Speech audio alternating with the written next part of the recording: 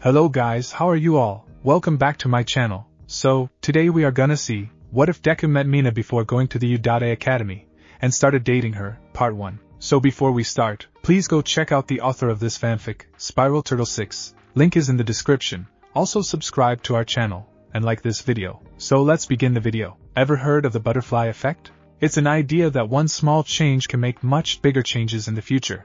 For example, say someone is walking down a street. They get to a crossroad at the end of the street. Now, that same person has two choices: go down one street or take the other one. One street can lead to prosperity, like finding money on the ground, meeting that special someone, or even landing that dream job. However, the other option could lead you to unpayable taxes, getting robbed, or even death. So either the effect can be good or bad. Humans cannot determine what can happen by taking one action over the other, and we have to live with either the consequences or the prosperity they bring. In the original timeline, Izuku Midoriya would talk to Mina Ashido the day when he provided his power to his class. The two of them would have already established their own cliques, and would have rarely interacted with one another. Now, what would happen if one small incident happened that made the two interact with one another before they even started at U.A? How would the socially awkward, easily flustered, and shy Midoriya change just by associating himself with the energetic, headstrong, and the very definition of a social butterfly Ashido?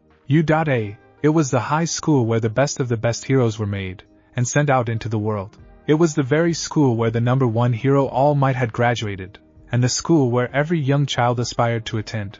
In the age of quirks, heroes, and villains, most young children aimed to be heroes with the powers that were blessed onto them. At this high school, teachers always tried to push their students to go beyond their limits, hence their motto Plus Ultra. One teacher who embodied this motto has been known to harshly push his students to the point that he's failed whole classes because they wouldn't be able to live up to what a hero was. This man was Shota Aizawa, the Erasure hero. He was well known as an underground hero who specialized in black ops types of missions. Aizawa was a slender and pale man who wore ragged black clothing with the only things that stood out being the wrap around his neck and his utility belt around his waist. Aizawa! A loud boisterous voice spoke up. Aizawa sighed in annoyance as he turned his head to regard the person who had entered the teacher's lounge. The person to enter was another teacher, Hisashi Yamada, otherwise known as Present Mike, the hero whose quirk allowed him to increase his voice to volumes on par with a sonic scream. Well, Aizawa was the definition of rolled out of bed, and couldn't give a damn. Present Mike was the polar opposite of this. He also wore a black outfit, but he was neater in appearance. What stood out for him was the speaker box around his neck, his blonde hair spiked up to look similar to the tuft of a bird, with a matching mustache, and his orange-tinted glasses over his eyes. "What do you want, Yamada?" Aizawa sighed, as he gave the blonde a look from behind his long black hair hanging over his eyes. "Midnight said that you came all the way to U.A to finish those applicant cards, and, being the good friend I am, I couldn't let my buddies sit in this boring room without some company, can I?" The large smile on Yamada's face grew, as he pointed at his fellow teacher. Aizawa could only sigh in annoyance again. You'd never guess it from looking at the two, but they were friends who had gone to the same school that they now both taught at. Their friendship was so good that Yamada can pick on Aizawa for being a terrible teacher, jokingly, and get away with it. Anyone else will be in for a harsh glare from the intimidating teacher. Joy, Aizawa sighed, as he turned back to his laptop. Just don't disturb me. Got it. Present Mike grinned, giving him a thumbs up. Instead of heeding his friend's words, the blonde walked over till he was behind Aizawa, and put his arm on top of his head, and looked down at the screen in front of the man. The whole time his grin got bigger from the minute he walked over to the Erasure hero. Aizawa felt his brow twitch in annoyance. He didn't know what it was with Yamada, but the man refused to listen to him when he spoke sometimes. Like the words went in one ear, and out the other. He would admit that the blonde was a decent hero, as well as a good teacher, but his personality traits completely clashed with him. Oh, why did he abandon his lovely, quiet apartment for this stuffy teacher's lounge where he knew he'd either run into Midnight, or the annoyance currently leaning on top of his head? What do you think you're doing? Aizawa glared at the reflection of the sound-based hero on his laptop screen. Watching you work. Present Mike shrugged his shoulders. Don't worry, I won't make a peep to the scruffy hero's annoyance. Present Mike made a motion like he was zipping his mouth shut. Get your hand off my head, Aizawa grumbled, as he reached up and swatted Yamada's arm off his head. Then how am I going to annoy you, if I can't talk to you? You could at least pretend to have an excuse. Nah. The blonde jumped over the couch and landed on the comfy seat next to Aizawa, who moved to the other side of the couch with his laptop on his lap. The man glanced at his blonde friend from the corner of his eye before turning back to his work. The two sat in relatively calm quietness, as Aizawa worked, and Yamada stared at the ceiling seemingly lost in thought. It occurred to Aizawa that this was one of those times when the ever-exuberant and loud hero had kept quiet. Well, it was nice this silence could only mean that his fellow teacher was going to give him some game-changing news. I heard that All Might's going to be a teacher here this year. Aizawa felt his one-finger misclick on the keyboard. This had to be a nightmare.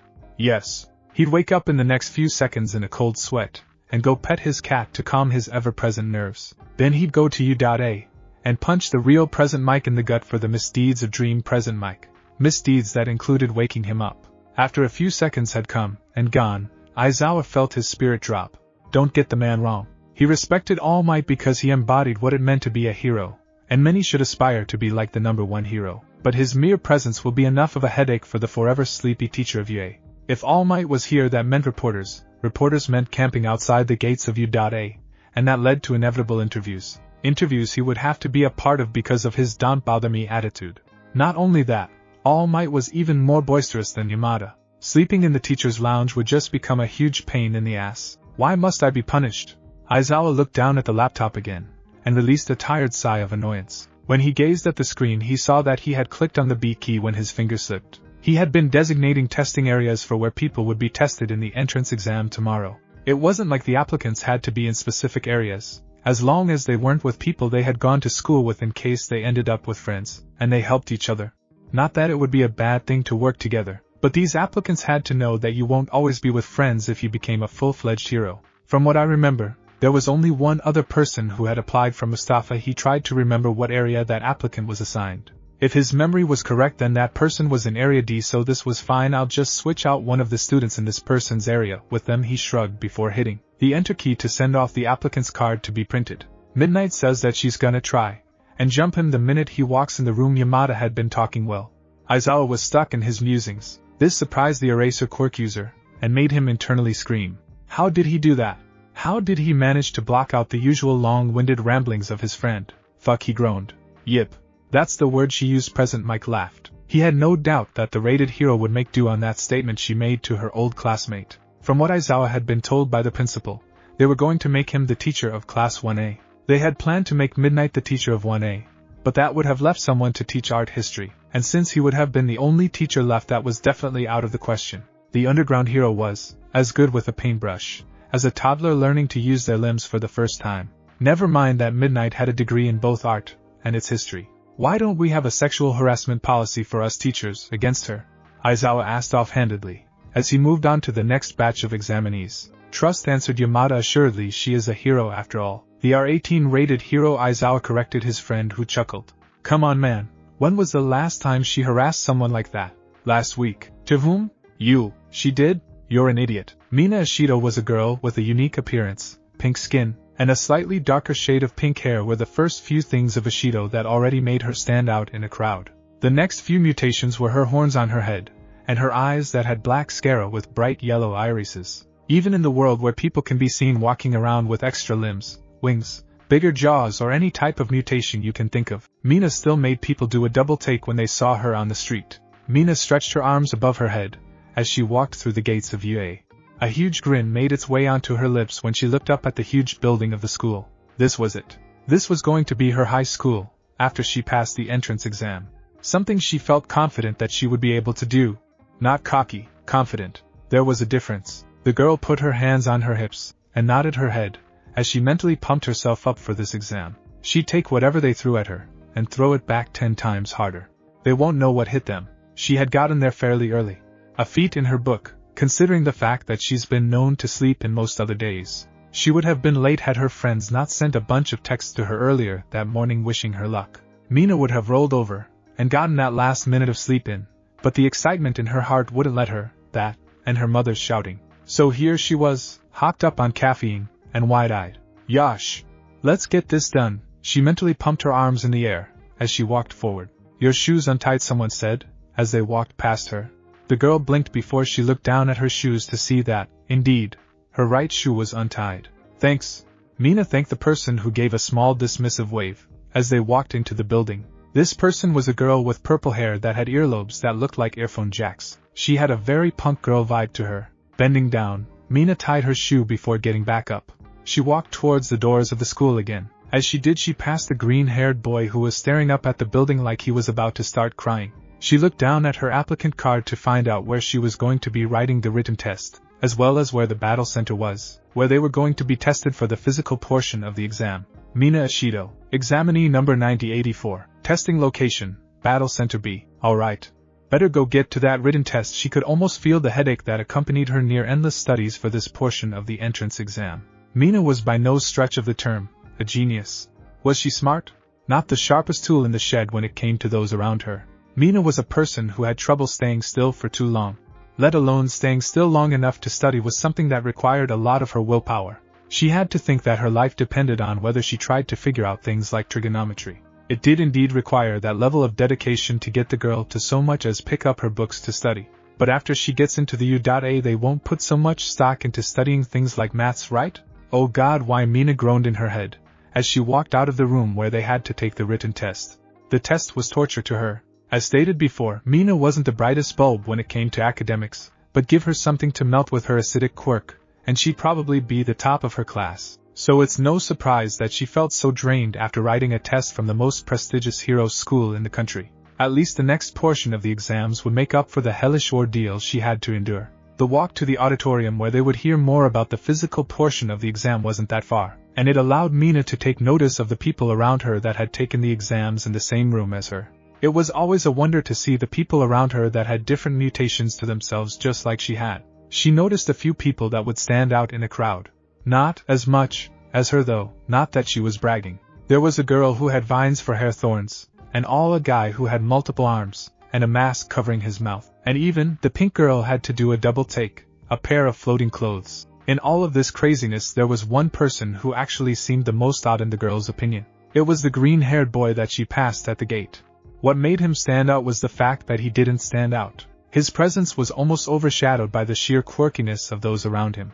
He actually looked normal, if not a bit cute to Mina. The green-haired boy seemed to also be enthralled by the weirdness that surrounded him, if not to a greater degree than what Mina felt. As his eyes roamed over the different mutations that surrounded him, the green-haired boy locked eyes with the pink girl. For a moment the two just stared at each other, the other applicants walking around them. The girl of the starring duo waved in a greeting, since they were on opposite sides of the hall. To her amusement, the boy's face lit up like a red beacon. He gave a timid wave back after a minute, and the most wobbly smile that she had seen anyone give. It added more to the thought that the boy was cute, although right now he was being downright adorable.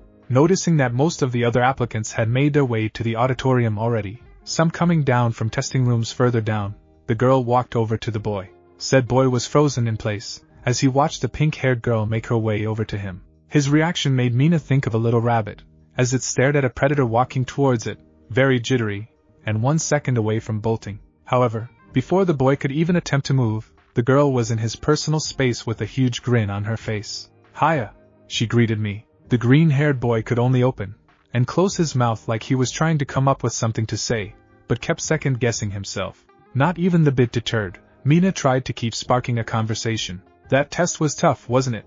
she asked. As if to show how bad it was, the girl dropped her head with an over-exaggerated sigh. "I know they are one of the best hero courses, but I mean, come on, that seemed tougher than all of my final exams combined." She lifted her head and laughed. The boy just kept staring at her. At some point he had stepped back to make some distance between the two, but not so much that he would appear rude. "All of these people have such amazing quirks, right?" She tried to get the blushing freckled boy to open up by mentioning what made the two lock gazes in the first place. "By the way, mine is acid." "Acid?" The boy stuttered, but instantly clamped a hand over his mouth, as if he had just insulted the girl's family. "Yip," Mina grinned. "It was one word, but it was progress. I can secrete acid from my skin. I can control how much I can produce, and how harsh it can be." A glint shone behind the boy's eyes, but it was hidden behind the nervous look that took center stage. Enough chit-chat. The two looked down the way they had come from to see a man with a white scarf glowering at the two applicants. They were the only ones in the hallway, so he had to be talking to them. "You're going to be late if you don't get a move on." He turned around and walked away from the two after giving his warning. "Oh yeah," Mina laughed. "Guess we should go." It occurred to her that she never got the, admittedly, awkward boy she had just been chatting to. "Midoriya Izuku," the boy stuttered out, trying to give a smile to the girl, but that was lost in the sea of a red blush when the girl gave a grin back. "Nice to meet you, Midoriya." She held her hand out. "My name's Ishido Mina." Reaching out with a shaky hand, Izuku grasped the outstretched hand, and nearly felt his shoulder pop out from the socket at the energetic handshake he got from the girl. Let's get a move on. Before we get locked out, she lets go, and grabs Midoriya's wrist. The pink girl began dragging the nearly catatonic boy towards the auditorium to make up for keeping you behind. You can sit next to me. She looked back, and grinned, ignoring how the boy looked like he was a step away from having steam pour out his ears. You could count on your one hand how many times Izuku had interacted with girls that are the same age as him. Just extend all the fingers on your hand, then drop them. So it goes without saying that he was extremely awkward around people of the opposite sex. Yet here he was, sitting next to a pink-haired girl who he met a few minutes ago. True to her promise, Mina had dragged the boy over to where she spotted open seats, and made him sit down next to her. Had Mina not dragged him with her, the boy was very sure that he would be sitting next to his friend-turned-bully, since that would have been the one person he knew, even if the guy refused to associate himself with the green-haired boy. The seats weren't pre-chosen for them, so he wasn't breaking any rules. So, what junior high did you attend, Midoriya? Mina asked. She rested her elbow on the table, and rested her cheek on her hand to give the boy she was sitting next to her attention. Luckily they had a few minutes before they would be briefed on what to do for the physical portion of the exam, so the girl was going to use that time to learn more about the plain-looking boy next to her. Aldera Junior High, Izuku stuttered, as he squirmed in his seat. What about you, Ashido-san? I went to Mustafa. Mina, and grinned. In fact, there's someone else here who's also from Mustafa. She sat up slightly, as if she was trying to find him in the sea of people that surrounded her. Are they your friend? Izuku asked, as the girl next to him sat down again, having given up on finding who she was looking for. Well, kinda, maybe? Mina scratched the side of her head with a confused look. We've spoken about once since we've been in school together. She put her hand down again, and turned to the boy next to her. What about you? Anyone from Aldera here with you? If Midoriya seems withdrawn before, now, he seemed like he wanted to disappear from the spot. It made the girl next to him concerned. The green-haired boy started looking left and right like he expected someone to appear and punch him in the face or something. His sudden change in demeanor was concerning, but it wasn't the pink girl's business to pry. Hell, the two of them only met a few minutes ago. When Izuku deemed that the coast was clear, he decided to answer the girl, well, because we aren't exactly friends. He looked down at the table in front of him with a small smile. It worried Mina how hollow that smile looked, from what she could see, considering some of his hair blocked her view, and casted a shadow over his eyes. The two sat in silence. Around them people continued with their quiet conversation, as they waited. The pink girl didn't blame herself too much for making Izuku clamp up like that. How was she supposed to know that this would have happened? She only tried to make small talk with the guy, although if given the chance, she would have gone back, and stopped herself from asking the question. Alright kiddos, are you ready? A loud booming voice made the two, and everyone in the auditorium, jump in their seats. The lights in the auditorium dimmed, and spotlights shone on the stage where a blind man stood. He pointed at the audience with a huge grin on his face. Let me hear you say yeah. President Mike tried to hype up the crowd of teenagers he was addressing, keyword being trying because not a soul reacted to him trying to hype them up. The blonde was obviously feeling nervous from the silent treatment he was getting for the applicants, as evident by his barely concealed shaking. Keeping it mellow, huh? The man pulled his shaking arms back to shrug. Don't worry, I get ya. Cool. Mina didn't want to, but she couldn't help chuckling softly at the man's failed attempt to hype them up. She could only imagine the embarrassment he felt at the lack of response. She'd be hella embarrassed if it was her. Though, the pink girl had to give it to the man. Besides the slight shaking, he was doing a good job of damage control. He's good in front of a crowd. I'll tell him that. She turned to Izuku. What do you team Midoriya? The boy had just done a complete 180, from awkward and shy to totally starstruck. He had his hands in front of his mouth, presumably to keep from shouting, with his eyes wide and shining. He made the same noise that Mina and her friends made when they went to see their favorite boy band's concert, and met them after the show. Ah yes, she would ever forget the day that she went to see Five Directions. Their song What Makes You Quirky was the highlight of the show. So basically Izuku looked like a starstruck fan right now. Oh my god, it's the voice hero, President Mike. I always tune into his radio show every day of the week. He began mumbling to himself, as he stared at the blonde man, who continued with his explanation. Mina half paid attention to what the man on stage was saying to give her attention to the funny/weird situation going on beside her. If President Mike heard half the things Izuku was saying right now, the girl was 100% sure his head would swell with confidence that he made at least one person excited. You kids will be taking on robots for 10 minutes in super suburban settings. Mina decided to let Izuku have his, as she called it, nerdgasm. And listen to Present Mike continue his explanation now. If you'll take a look at your application cards, you'll see which areas you are assigned to. The minute I'm done talking, you'll head on over there, alright? The screen behind the voice hero changed to show the letters A to G. Izuku actually stopped his mini praise mumbling torrent to take a look at his application card. He read Battle Center B. Hey, we're in the same battle center. The boy looked over to the girl next to him, who held up her card for him to see. She had a huge grin on her face, as she pointed to the part on her card that read Battle Center B. Mina was right. They were in the same battle center. Was that a random lucky chance? Did they randomly choose who was in which testing center? But wouldn't that mean that those from the same school would have a chance of being in the same center? Or did they separate people from the same school just in case of familiarity? Was it to make sure that they wouldn't try to help out friends or sabotage those they didn't like? What did that mean for him and Mina? Well, it's not like the two knew about each other's existence before they got their cards, and they never went to the same school. He wouldn't go so far as to call them friends. You can't build a friendship on a few words in a few minutes. Also, Midoriya?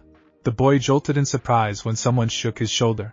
He looked over, and saw Mina was looking at him with a concerned look on her face. You okay, dude? You suddenly started mumbling. I'm fine. His face lit up like the red light on a traffic light. Okay.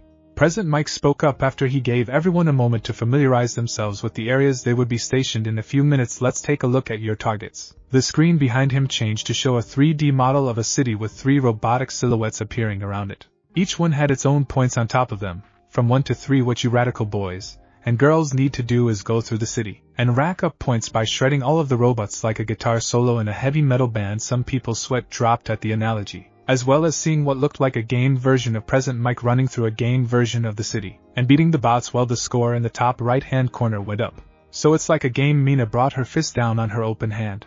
A huge grin formed on her face. Yes. This is it. This is where she would make up for her, in her mind. Per marks on the written test, this is gonna be great. One more thing though, Present Mike pointed at the audience, let's try to be heroic out there, okay? No trying to attack your other examinees. Anyone who hurts someone else intentionally will be punished. You hear? Even though the man was grinning at them, the threat was there, and it was terrifying. Excuse me. Someone's hand shot up, drawing Present Mix and other people's attention to the person who spoke up. But I have a question, sir. Hit me. Present Mike turned his pointing finger towards the person who spoke up. Mina had to wonder if there was someone controlling the lights, because the person who spoke up now had a light shining down on him. He was a tall boy who was the very definition of model student. His glasses shone as he addressed the pro hero. On the printout here, he held up a piece of paper and pointed to it, though neither Izuku or Mina could see what he was pointing to because they were on the right side. Further at the top of the room, while he was in the middle row closer to the front, it is stated that there are 4 enemies. If this is an error in printing, I'm very disappointed in the U.A for allowing this. It is the #1 hero school in Japan. There should not be these types of errors. Also, he spun around to look over where Izuku and Mina were sitting, and pointed at them. The two jumped in surprise at the sudden action. You with the unkempt hair? He noticed that the two he was pointing at both had unkempt hair. I mean the green-haired one. Izuku blinked, and pointed at himself in confusion. Yes, you. You're disrupting all of us with your incessant muttering. I can hear you all the way over here. If you're not going to take this seriously, then leave so the rest of us can listen. Sorry, Izuku said into his hands that now covered his mouth. He looked like some tears would fall from his eyes, but he fought it back while looking at the table in front of him. All around him people started snickering, as they pointed at the flustered boy. To anyone watching, it was obvious Izuku hated being the center of attention, especially when half the auditorium was snickering at him. It was especially obvious to the pink-haired girl sitting next to him. Hey man, everybody looked over to Mina, who stood up. No need to out the guy like that. He's just nervous. Cut him some slack. It is of no concern to me if he's nervous or not. He should be considerate of the rest of us. Dude, take a chill pill. The two stared at each other, with narrowed eyes, in a test of wills. The first one to back down would be the loser. Neither seemed to be anywhere close to breaking the staring contest that they were having though. Alright. Let's calm down. Present Mike spoke up, trying to defuse the situation before a fight broke out. Not that the two would be stupid enough to start trading punches in front of a pro hero who was also one of the examiners. Examinee numbers 7111 and 9084, please sit down for a second. It seemed like the two were going to ignore him, but they eventually sat down in their seats and faced the front, after sending each other one more intense look. When Mina sat down, she noticed that Izuku was staring at her with a look that encompassed confusion, relief, and thankfulness. The pink girl gave him a grin and 2 thumbs up. Thanks for calling in number 7111. Present mic pointed to the one blank area on the screen. The last and final enemy is worth 0 points. This is the type of enemy that you should avoid at all costs. The screen changed again to show the game avatar present mic walking in front of a 0-pointer before it turned tail and ran. These enemies aren't unbeatable, it's just that they are not worth your time. Does that answer your question, number 7111? Yes. Thank you. The boy with glasses stood up and bowed before sitting down again. The light, which had still been on him, turned off. That's all I got for you today. But before you go, I'll give you a little encouragement. The pro-hero grinned wider. Napoleon Bonaparte once said true heroism consists in being superior to the ills of life, in whatever shape that may challenge us to combat. So in light of this, and our school motto, go beyond, plus ultra, seeing the makeshift city made someone viewing it feel very intimidated. It looked very similar to an actual city. The only thing it was missing was real civilians walking around the area. You'd think that they would have to pay through the nose to rebuild the city every year to have an entrance exam where teenagers with quirks, some with devastating power in them, ran rampant. However, they found a loophole with this financial problem in the way of Cementas, the hero who could recreate a whole building in a matter of seconds, and since the buildings didn't need to be furnished every time, Udata paid nothing at all. These were the types of thoughts that a shaking Izuku thought, as he gazed up at the large city in front of him. Alright, this is the moment where my 10 months of training with All Might shows. Izuku took a breath to calm his nerves, but that was a fruitless venture. It was daunting for the boy. Not even a few hours ago he had finished up his training by completely cleaning up Takoba Municipal Beach. Then he had received the quirk of the number 1 hero, an experience the boy never wanted to relive again. And now he didn't even know if the quirk had activated in him yet. Testing it out was out of the question because he didn't want to cause himself unnecessary harm before the practical test started. So now it was kind of like a leap of faith if he was honest with himself. Kind of daunting, isn't it? Someone on his right spoke up. At this point he knew the person's voice, so he wasn't as nervous, still jittery at being addressed though. When he turned to look at the person, Izuku froze when he laid eyes on the pink girl who had started talking to him that day. The one for all inheritor could feel all the blood rush to his face, like his body wanted him to be a different kind of skin color, as the pink girl next to him. The reason for Izuku's short-circuiting brain at the moment was what the horned girl was wearing. She had on a purple sports bra with skin-tight shorts that had a blue and purple camo design to it. On her feet was a pair of running shoes. The only reason he was reacting now was because the two of them sat on separate sides of the bus that was headed to the battle center, Izuku sitting in front, and Mina sitting at the back of the bus. They took different amounts of time to get changed, Izuku being first then followed by Mina. So that's how Midoriya ended up sitting next to the girl with vines for hair, and Mina sitting next to the invisible girl. You okay there, dude? Mina tilted her head as she looked at the boy. Following his line of sight, the acid user noticed what made him go silent. She gave a playful smirk like what you see, Midoriya. That seemed to break Izuku out of his sudden catatonic-like state. He started moving his hands up and down in front of him as he looked off to the side. I didn't want to stare. He stammered. No, wait, that came out wrong. You're very attractive, ISW swear. He stopped trying to explain himself when the girl in front of him went from playful to outright laughing. Chill, man. Mina gave the boy a thumbs up. You're a teenage boy after all. I can't blame you for staring. She gestured to her outfit. Remember I told you about my quirk, how I can secrete acid from my skin? Well, this outfit lets me do that without accidentally dissolving it. The minute she started explaining her quirk, Izuku's brain went from nervous teen to quirk enthusiast. Not that his blush subsided though. In retrospect, he should have seen this coming, and shouldn't be surprised. They were all given free rein to wear whatever they felt comfortable, and gave them full use of their quirks, as long as it wasn't too indecent. But that was more of a moral rule than an enforced one. Some people, like him, didn't need to have specific clothes to use their quirks. As these thoughts ran through his head, Izuku looked at the people around him, and took note of how some of them were fitted to allow themselves to freely use their quirks. Like the girl he sat next to on the bus, who just wore a tracksuit. You would readily assume that her quirk was the vines on her head. Even the guy who berated him for his mumbling earlier had an outfit that let him use his quirk. His strange-looking calves that looked like automobile engines that had 3 exhaust pipes protruding from each calf. The same guy was walking towards the two with a frown on his face, and a narrowed eye look to boot. Heads up, here comes Sir Stick Up His, Mina whispered to the slightly taller teen next to her.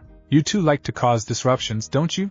It was a rhetorical question that the glasses-wearing boy asked. For that matter, are the two of you friends? I would have assumed that they split us up to keep those who already knew each other prior to this exam from participating together. Do you enjoy picking on us or something? Mina glared at the guy.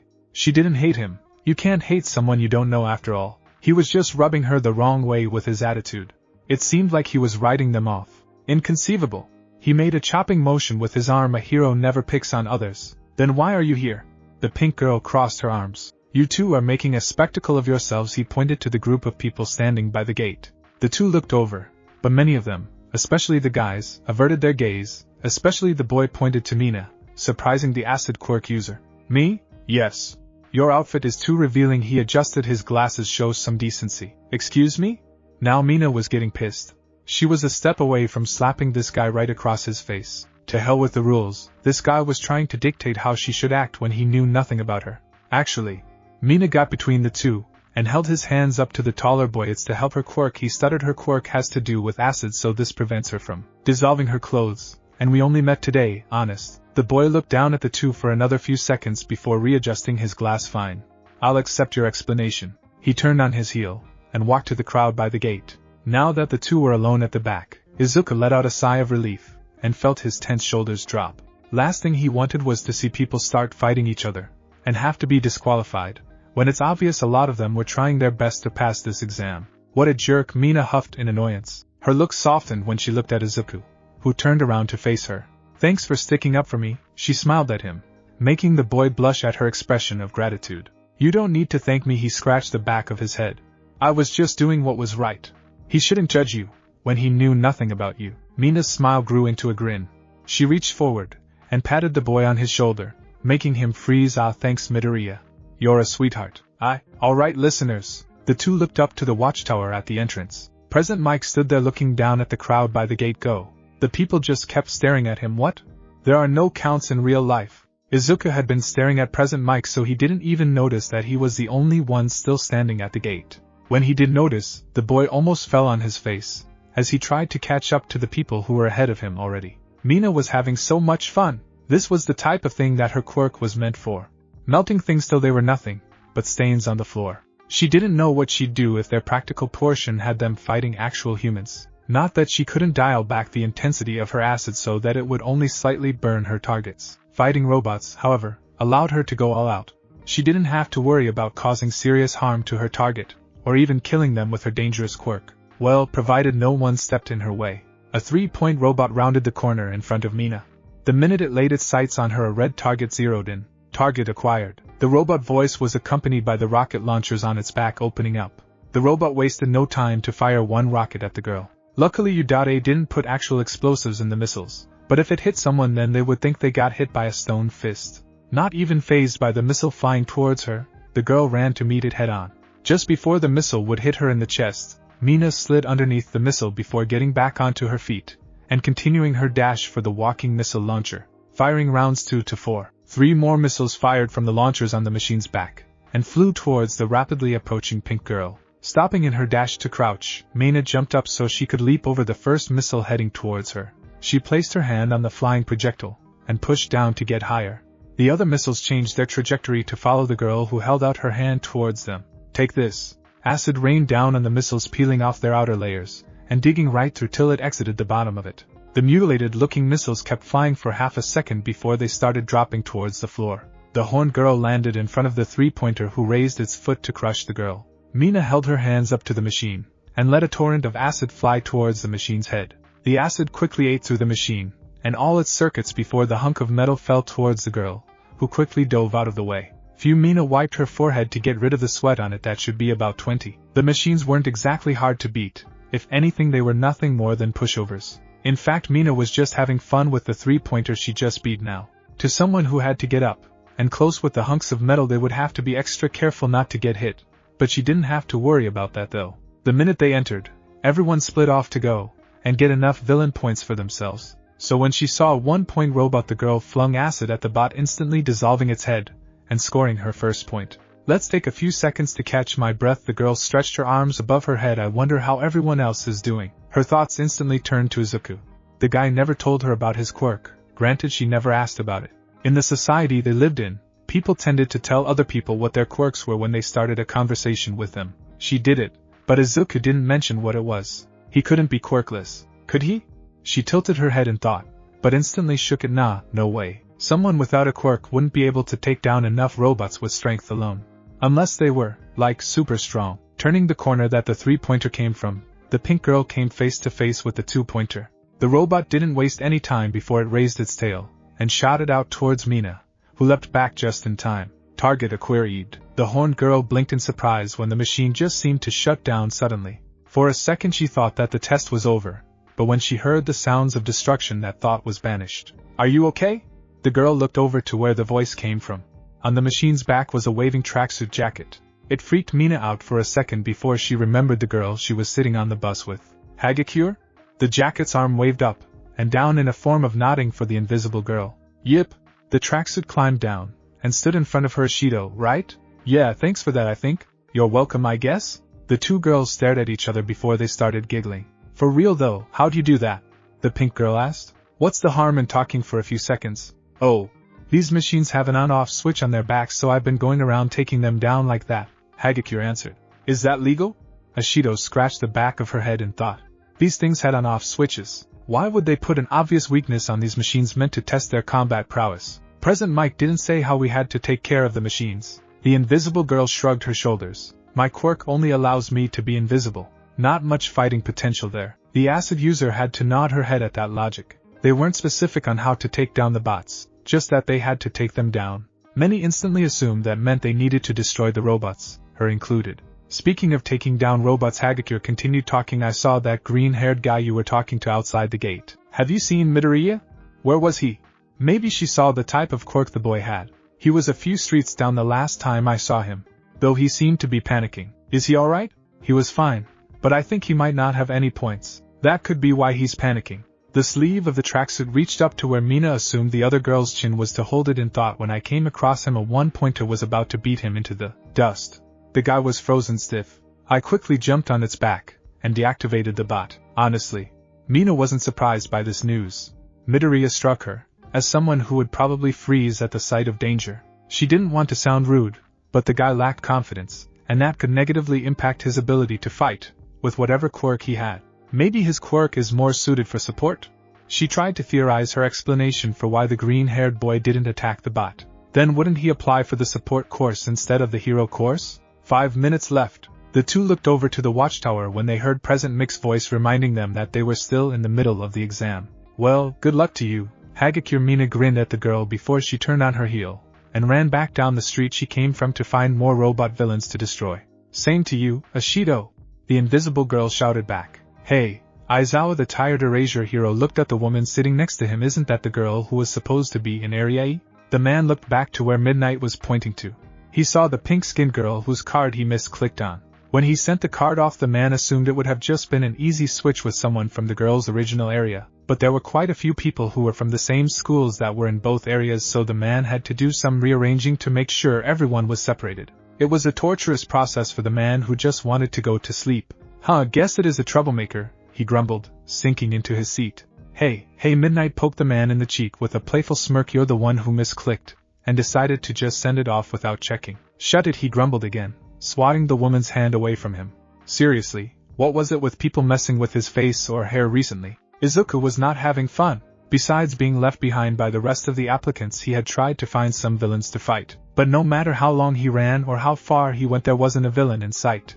That was until a 1-pointer turned the corner and locked its gaze on him. Target acquired. Izuku raised his fist to fight the machine, but his body froze as words started swirling in his head.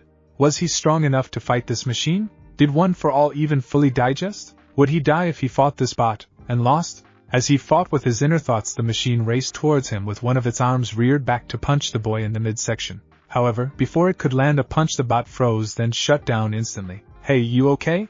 The boy looked up to see a floating tracksuit standing on top of the machine. You better get a move on if you want to get more points, she pointed to the left. Izuku looked over to where she was pointing, and saw that further down the street was a bunch of destroyed robots. This terrified the boy because he was running out of time and villains to beat. Be safe, okay? The floating tracksuit ran off just as quickly as it appeared before Izuku could get a word in. 6 minutes left. President Mick's voice echoed through the street, making Izuku jump. No! I need to find some villains before time runs out, he thought before he took off down the street where he saw the remains of destroyed robots, hoping and praying that there were still some left for him to fight. I can't fail, All Might. but wherever he went there weren't any signs of robots left, just scraps of destroyed robots. And other applicants finishing off those that came into view. No, all that training with All Might, it will be for nothing. Tears pricked the green-haired boy's eyes, as he desperately sought to find anything to get him points. As he turned another corner, that was when it happened. Boom! A loud explosion rang out throughout the city. Every participant looked up at the looming shadow that descended upon them. It was a zero-pointer, but how it looked completely overshadowed how Present Mike explained it. The blonde pro-hero made the machine sound like it would just block up a street or be thrown in the mix of other robots to make applicants lose count of how many points they got. He didn't say that the zero-pointer was a friggin' giant robot. Izuku stared up at the giant, which could rival Mount Lady, in frozen terror. The bot didn't seem like it was looking at anything in particular, but the boy felt like it was staring directly at him. From the dust cloud that the behemoth of a robot created, just by rolling down the street, the other applicants came running. One of them ran into Izuku, and made him fall on his rear, not that he registered being knocked down or that the person who knocked him realized that they knocked someone at all. Both were too terrified to notice. 2 minutes left. 2 minutes? Midoriya shouted. Looking around him, the only one in the street was him with the zero-pointer rolling towards him. As it moved forward, the bot pushed buildings out of the way, just by moving forward, mind you. To make way for its gargantuan body, I gotta find some villains. I gotta find so. Oh, that one sound made Midoriya freeze. A sensation of dread washed over him, as he turned around to face the giant robot again. More specifically, the path in which the robot was rolling down. The dust cloud settled a little bit, enough for the green-haired boy to notice the girl who helped him from falling on his face that morning. Her one foot was trapped under rubble from one of the destroyed buildings. She tried to pull her foot free, but the rubble was too big and heavy for her to push alone. Sorry about using my quirk on you without asking first. Midoriya stood up. He faintly realized someone had run past him towards the giant robot, but he paid them no heed. I figured you wouldn't mind me catching you though. Then the boy ran forward. Mina had been running around the area trying to find some more robots, and maybe see if Izuku was alright. If what Hagakure said was true, then the nervous boy was probably having a meltdown right now. However, the pink girl didn't know what she was going to do if she found him. Helping him out didn't seem like the right thing to do. This test was supposed to show how capable they were, as fighters. If she suddenly started helping the boy, then they might deduct marks from them.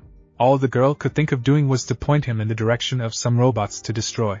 When she turned the corner, she saw the green-haired boy clad in a light blue tracksuit staring at the destroyed robots around him. She opened her mouth to call out to him, but that was when a loud explosion rang out. Boom! Just like the other applicants around her, she stared up at the giant robot with wide eyes, and her jaw hanging open in shock. It took only a second for everyone to turn tail and run away from the giant rolling towards them. Mina would have followed them, but two things caught her attention. One was Present Mike shouting that they had 2 minutes left. How could the pro-hero be so relaxed that they ran away from the giant behemoth?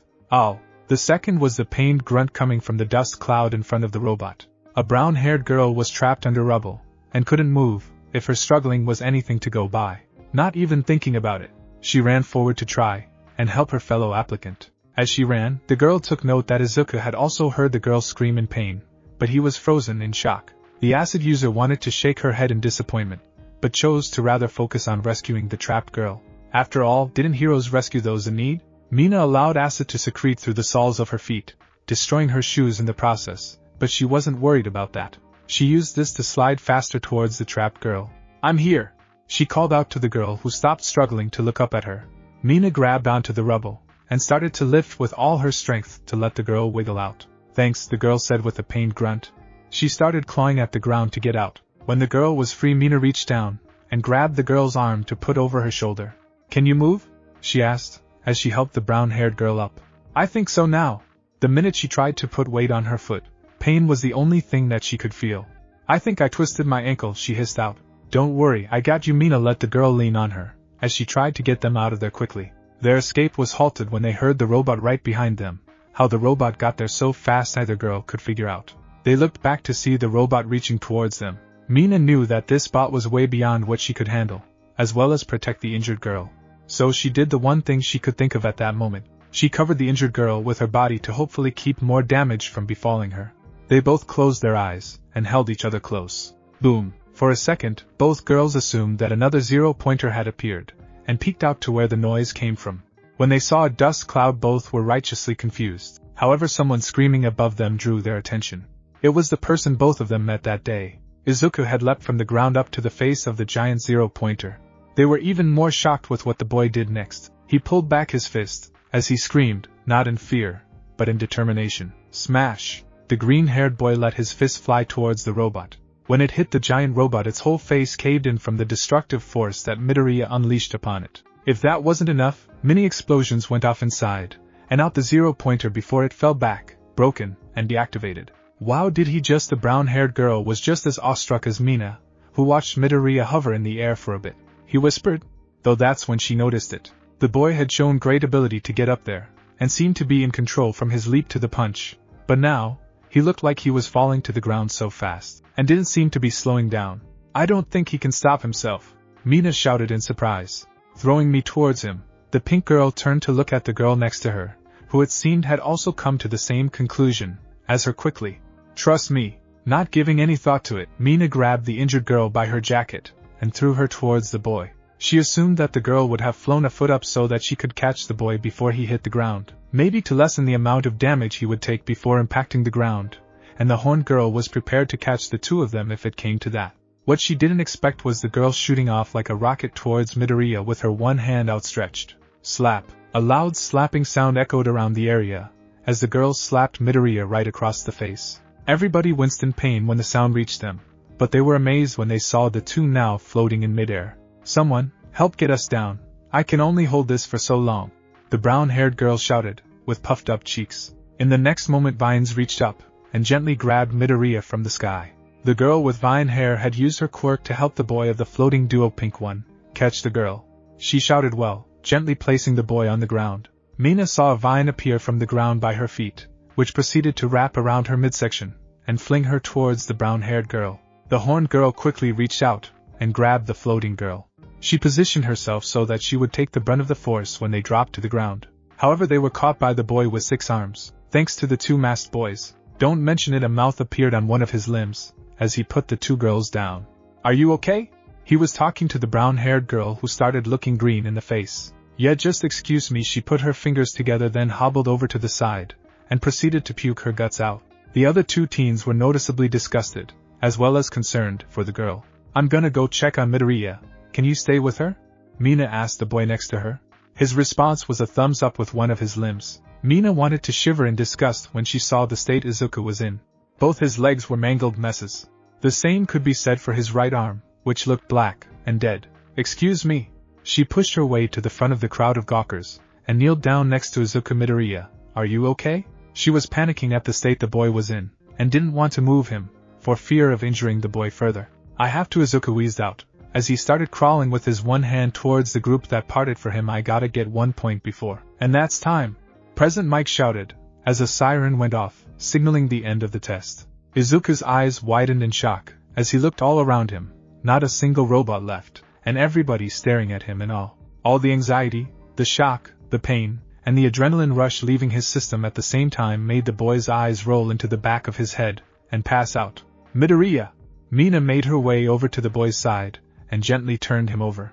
The damage was much more severe than she first thought. When she saw him on the ground the first time, she thought that maybe his bones were just broken. Instead they were shattered.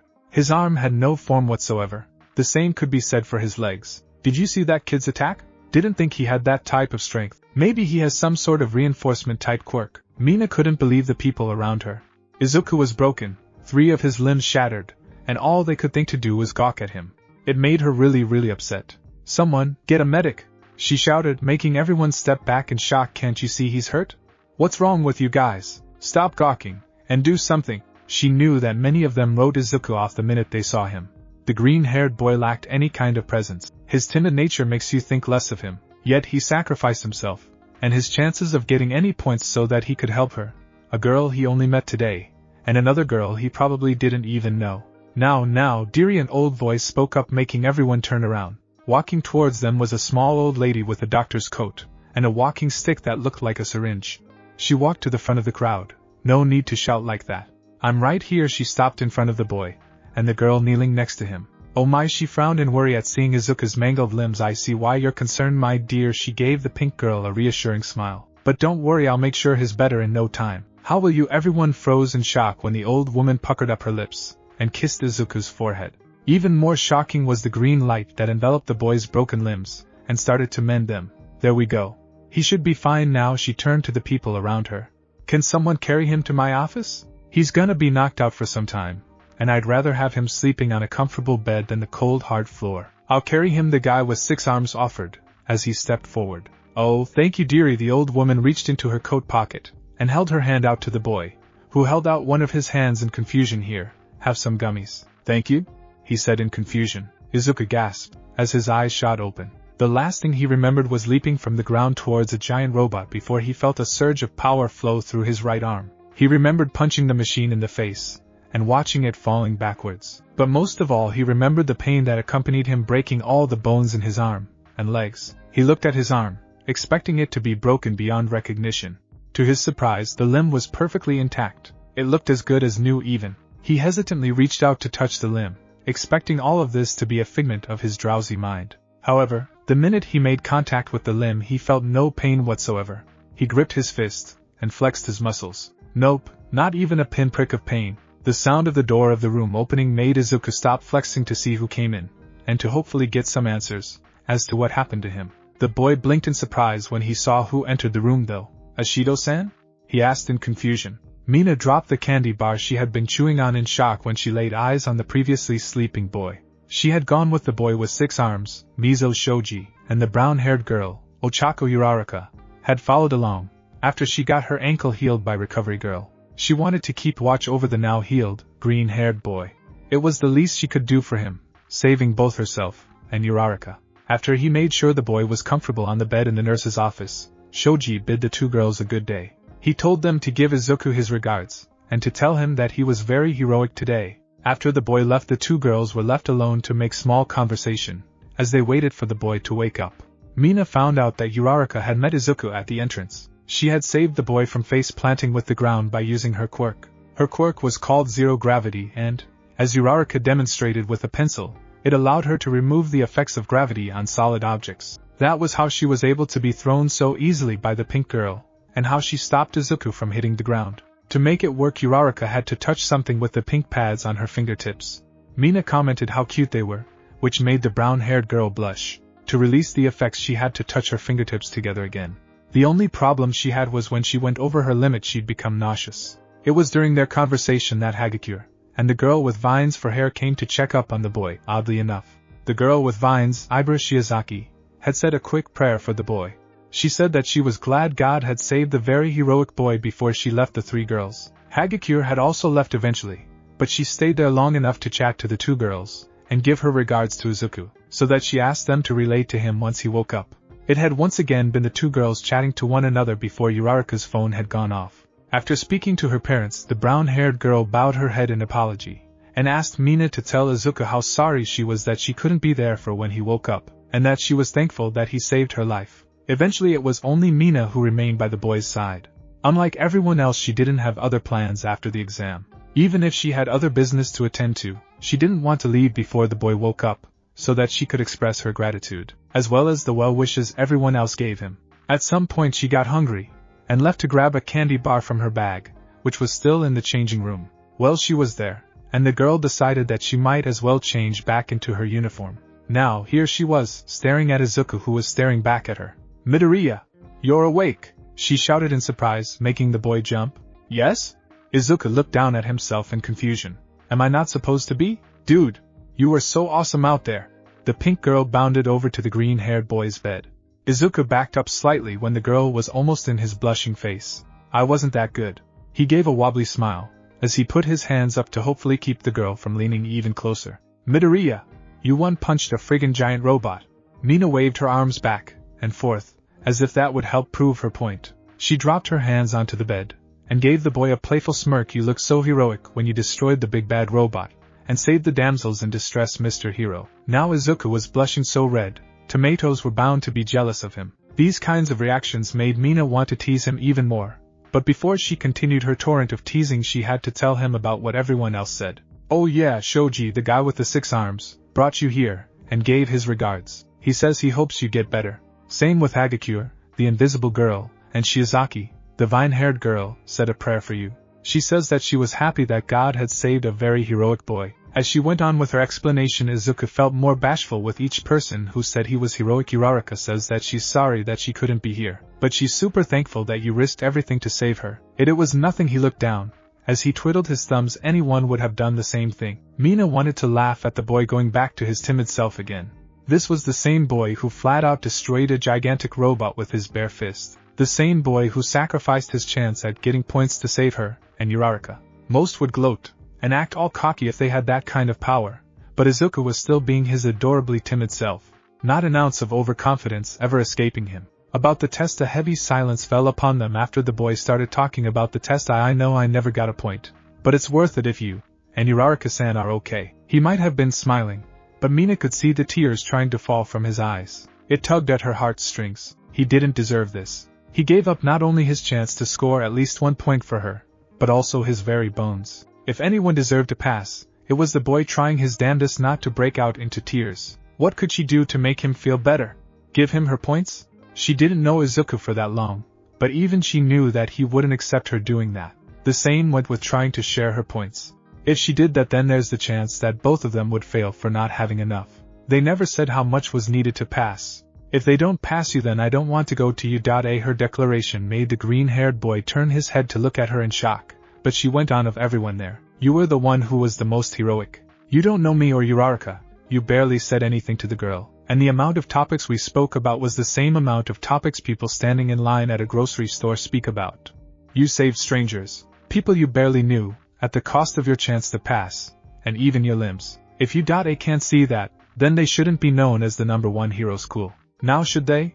Mina crossed her arms, and grinned widely at the boy, who was still staring at her. Ashido-san. Izuku wiped his eyes to keep his tears from falling, but that was a fruitless venture because they still cascaded down his cheeks. So instead, he just decided to keep his face in his arms. Thankfully, I needed to hear him smile. Don't mention Midori. Mina stepped back, and grinned now to get out of that bed. We're gonna cheer you up. Huh?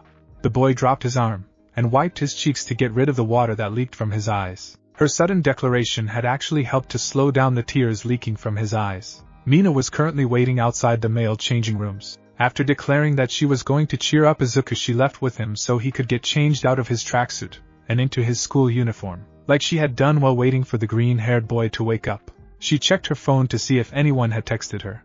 There were quite a few from her friends and her family. They wanted to know how she had done on the tests, and if she thought she passed or not. Mina wanted to tell them that she was confident in her score, but right now she was more focused on cheering up her green-haired savior. So she told them that she would tell them later, while telling her mom that she was going to be a bit late, but she'd be home before dark. I'm done. Mina looked over to the open door that led to the male changing room. Izuku readjusted his yellow backpack, as he looked down at the floor nervously. The horned girl put her phone in her skirt's pocket, and grinned at the awesome boy. Let's go. She spun on her heel, and started walking towards the entrance of UA. Izuku fell in step with the slightly shorter girl. To anyone watching the two walking side by side, you could tell who was more outgoing, and who was more introverted. Mina walked with her head held high, and a bright grin on her face. On the other hand, Izuku seemed like he wanted to shrink into a ball to escape the non-existent eyes watching him. Amashido-san? Izuku spoke up. Something had been bothering him, among the many other things plaguing his thought. Where are we going? Well, Mina turned around, and started walking backwards, as she addressed Izuku's question. I was thinking we should go get something to eat, and get to know each other a bit better, you know? She grinned, nothing too fancy. Oh, Izuku gave the girl a small smile. He was still a bit bummed about not having gotten any points, but he meant what he said. If he went back to that exact moment that the 0-pointer appeared, he would have still put it all on the line to save the two girls he met that day. You sound disappointed. Did you have something more romantic in mind? Midori. Mina smirked playfully, making the boy blush brightly. She knew that Izuku was still bummed. Heck, she would be in his situation. That's why she wanted to treat the boy to something, though she didn't feel like this was enough to pay him back for saving her. No, I meant I. The boy bowed his head, and readjusted the straps of his backpack. Thank you. Don't go thanking me yet. The girl turned around again now. Onwards, Midori. I know where we can go. It's a must after such a troublesome test. She pumped her fist in the air. Yay. She looked over to Izuku, who was looking at her in confusion. Come on, you do it also. Me? The boy pointed at himself with a bewildered look on his face. He quickly held up his hands, and shook his head. No, I'm fine. Don't be shy. It's just us here. She grinned, just lifted her arms up, and shouted yay, to illustrate her point. The girl lifted her arms again. Yay. Izuku contemplated denying the girl's request, but at the insistent look on his companion's face the boy weakly lifted his arm in the air. Yay. He could already feel the blood rushing to his face. Close, but try again with more enthusiasm. Like this she lifted her arms. Yay. Yay. He tried to sound louder, but it was still overshadowed by Mina's level of enthusiasm. Again she gave an encouraging smile. Come on. Like when you destroyed that 0-pointer. Shout like you did then. Izuku paused, and tried to figure out what got him shouting at that time. When he thought about it, only one person came to mind. It was All Might explaining what he should be feeling when he used One for All. Clench your butt cheeks, kid, and yell this from the depth of your heart. He closed his eyes for a moment. He felt that rush from using One for All, the power flowing through him, the exhilaration of finally being strong enough to protect people. He wasn't quirkless Deku anymore, he was. Yay! He threw his arms up, and let a grin spread across his face. He was a hero. Izuku didn't really know what he expected when he left U.A with Mina.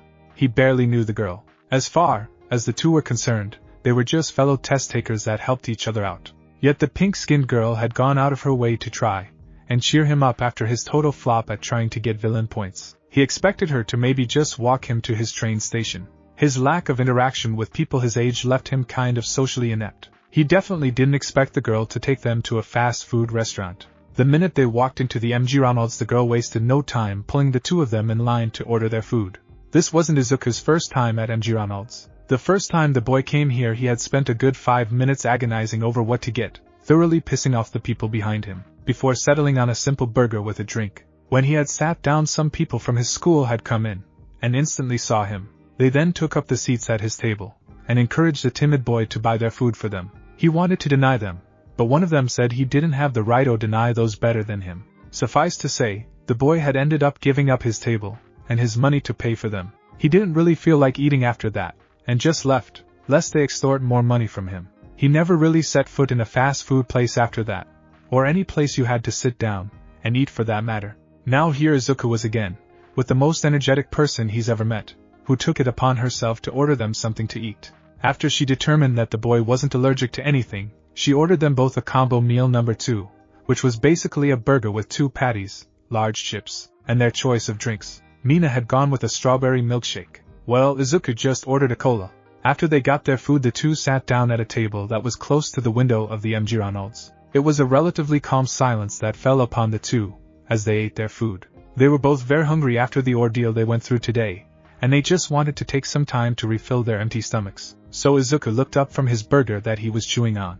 Mina had put her burger down, and was now sipping on her milkshake. I have a little game we can play. Interested? She grinned with the straw between her teeth. What game? He asked, after swallowing the bits of burger he was chewing on. Ever heard of 21 questions? He shook his head, showing that this was his first time hearing about it.